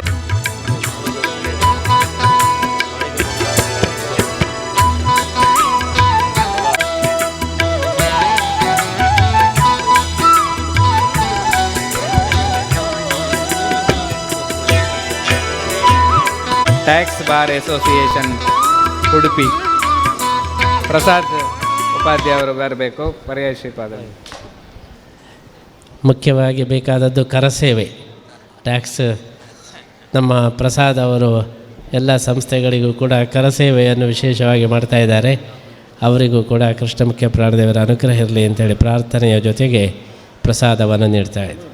ಟ್ಯಾಕ್ಸ್ ಬಾರ್ ಅಸೋಸಿಯೇಷನ್ ಸಂಸ್ಥೆಯ ಪರವಾಗಿ ಹಿಂದಿನ ಅಧ್ಯಕ್ಷರಾದಂತಹ ಪ್ರಸಾದ್ ಉಪಾಧ್ಯಾಯರು ಸಂಸ್ಥೆಯ ಪ್ರತಿನಿಧಿಯಾಗಿ ಇಲ್ಲಿ ಶ್ರೀಕೃಷ್ಣ ಮುಖ್ಯ ಪ್ರಾಣದೇವರ ಅನುಗ್ರಹ ಪ್ರಸಾದವನ್ನು ಪರ್ಯಾಯ ಶ್ರೀಪಾದರಿಂದ ಸ್ವೀಕಾರ ಮಾಡ್ತಾ ಇದ್ದಾರೆ. ಸಂಸ್ಥೆಯ ಎಲ್ಲ ಅಧ್ಯಕ್ಷರು, ಕಾರ್ಯದರ್ಶಿಗಳು, ಪದಾಧಿಕಾರಿಗಳಿಗೆ ಶ್ರೀಕೃಷ್ಣ ಮುಖ್ಯ ಪ್ರಾಣದೇವರ ಅನುಗ್ರಹವಿರಲಿ ಎಂದು ಪ್ರಾರ್ಥಿಸಿ ಶ್ರೀಪಾದರು ಶ್ರೀಕೃಷ್ಣ ಗೀತಾನುಗ್ರಹ ಪ್ರಶಸ್ತಿಯನ್ನು ನೀಡಿ ಹರಿಸ್ತಾ ಇದ್ದಾರೆ. ತಂಡದ ಎಲ್ಲ ಸಂಸ್ಥೆಯ ಎಲ್ಲ ಅಧ್ಯಕ್ಷರು, ಪದಾಧಿಕಾರಿ, ಸದಸ್ಯರಿಗೂ ಕೂಡ ಧನ್ಯವಾದಗಳನ್ನು ಈ ಸಂದರ್ಭದಲ್ಲಿ ಅರ್ಪಣೆ ಮಾಡ್ತಾ ಇದ್ದೇನೆ. ಧನ್ಯವಾದಗಳು. ಮುಂದೆ ಉಡುಪಿ ಜಿಲ್ಲಾ ವರ್ತಕರ ಪರ್ಯಾಯದಲ್ಲಿ ಇನ್ನೊಂದು ಸನ್ಮಾನ ಇದೆ. ಉಡುಪಿ ಜಿಲ್ಲಾ ವರ್ತಕರ ಸಂಘ, ಅದರ ಅಧ್ಯಕ್ಷರಾದ ಐರೋಡಿ ಸಹನಶೀಲ ಶೆಟ್ಟಿ ಪೈ ಅವರು ಆಗಮಿಸಿದ್ದಾರೆ. ಅವರು ವರ್ತಕರ ಈ ಅಸಹಾಯಕರೊಂದಿಗೆ ನಾವು ಅಂತ ಹೇಳಿ ಅನೇಕ ಕೆಲಸಗಳನ್ನು ಅವರು ಮಾಡ್ತಾ ಇದ್ದಾರೆ. ಪರ್ಯಾಯದಲ್ಲೂ ಕೂಡ ಭಾಗವಹಿಸಿದ್ದಾರೆ. ಎಲ್ಲ ಯೋಜನೆಗಳ ವರ್ತಕರು, ಹಾಗಾಗಿ ಅವರಿಗೆ ವರ್ತಕರು ಅಂತ ಹೆಸರು. ಅವರ ಒಂದು ಸಹಯೋಗ, ಸಹಕಾರ ನಮ್ಮ ಪರ್ಯಾಯಕ್ಕೆ ಬಹಳ ಮುಖ್ಯವಾಗಿ ಬೇಕಾಗಿದ್ದು ಅಂತಹ ಸಂಘದವರು ನಮ್ಮ ಪರ್ಯಾಯದಲ್ಲಿ ವಿಶೇಷ ಸೇವೆಯನ್ನು ಸಲ್ಲಿಸಿದ್ದಾರೆ. ಅವರಿಗೂ ಕೂಡ ಶ್ರೀಕೃಷ್ಣ ಮುಖ್ಯ ಪ್ರಾಣದೇವರ ವಿಶೇಷ ಅನುಗ್ರಹವನ್ನು ಪ್ರಾರ್ಥಿಸಿ ಈ ಕೃಷ್ಣ ಗೀತಾನುಗ್ರಹ ಪ್ರಶಸ್ತಿಯನ್ನು ನೀಡ್ತಾರೆ. ಉಡುಪಿ ಜಿಲ್ಲಾ ವರ್ತಕರ ಸಹಾಯ ಸಂಘದವರು ಕೂಡ ತುಂಬ ಸೇವೆಯನ್ನು ಮಾಡ್ತಾ ಇದ್ದಾರೆ. ವಿದ್ಯಾದಾನ ಮತ್ತು ಮದುವೆಗೆ ಸಹಕಾರ, ಗಾಯತ್ರಿ ಯೋಜನೆ ಅಂತ ಉಪನಯನಕ್ಕೆ ಸಹಕಾರ, ಗೃಹ ಪ್ರವೇಶಕ್ಕೆ ಸಹಕಾರ ಅಂತ ಹೀಗೆ ವರ್ತಕರ ಸಂಘದಿಂದ ತುಂಬ ಸಹಕಾರವನ್ನು, ಆರೋಗ್ಯದಾನ ಇತ್ಯಾದಿಗಳ ಸೇವೆಯನ್ನು ಅವರು ಮಾಡ್ತಾ ಇದ್ದಾರೆ. ಸಂಸ್ಥೆಯ ಅಧ್ಯಕ್ಷರು ಹಾಗೂ ಕಾರ್ಯದರ್ಶಿಗಳು ಎಲ್ಲ ಸದಸ್ಯರು ಕೂಡ ಶ್ರೀಮಠದ ಪರವಾಗಿ ತುಂಬ ಉತ್ಸವ ಹದಮಾರು ಶ್ರೀಪಾದರ ಕರಕಮಲಗಳಿಂದ ಸಂಪನ್ನಗೊಳ್ಳಲಿದೆ ಕೃಷ್ಣನ ಉತ್ಸವ ರಥಬೀದಿಯಲ್ಲಿ. ಆ ಸಮಾರಂಭಕ್ಕೂ ಕೂಡ ತಾವುಗಳೆಲ್ಲರೂ ಆಗಮಿಸಿ ಶ್ರೀಕೃಷ್ಣ ಗೀತಾಚಾರ್ಯನಾದಂತಹ ಶ್ರೀಕೃಷ್ಣನ ಅನುಗ್ರಹಕ್ಕೆ ಪಾತ್ರರಾಗಬೇಕು. ಕೃಷ್ಣನ ಉತ್ಸವ ಪರ್ಯಾಯ ಶ್ರೀಪಾದರ ಮಹತ್ವದ ಯೋಜನೆ ಸುವರ್ಣ ಗೀತಾರಥ, ಅದರ ಸಮರ್ಪಣೆ ನಾಳೆ ಮತ್ತು ನಾಡಿದ್ದು ಆಗುವ ಕಾರಣ ತಾವೆಲ್ಲರೂ ಹೆಚ್ಚಿನ ಸಂಖ್ಯೆಯಲ್ಲಿ ಆಗಮಿಸಿ ಕೃಷ್ಣದೇವರ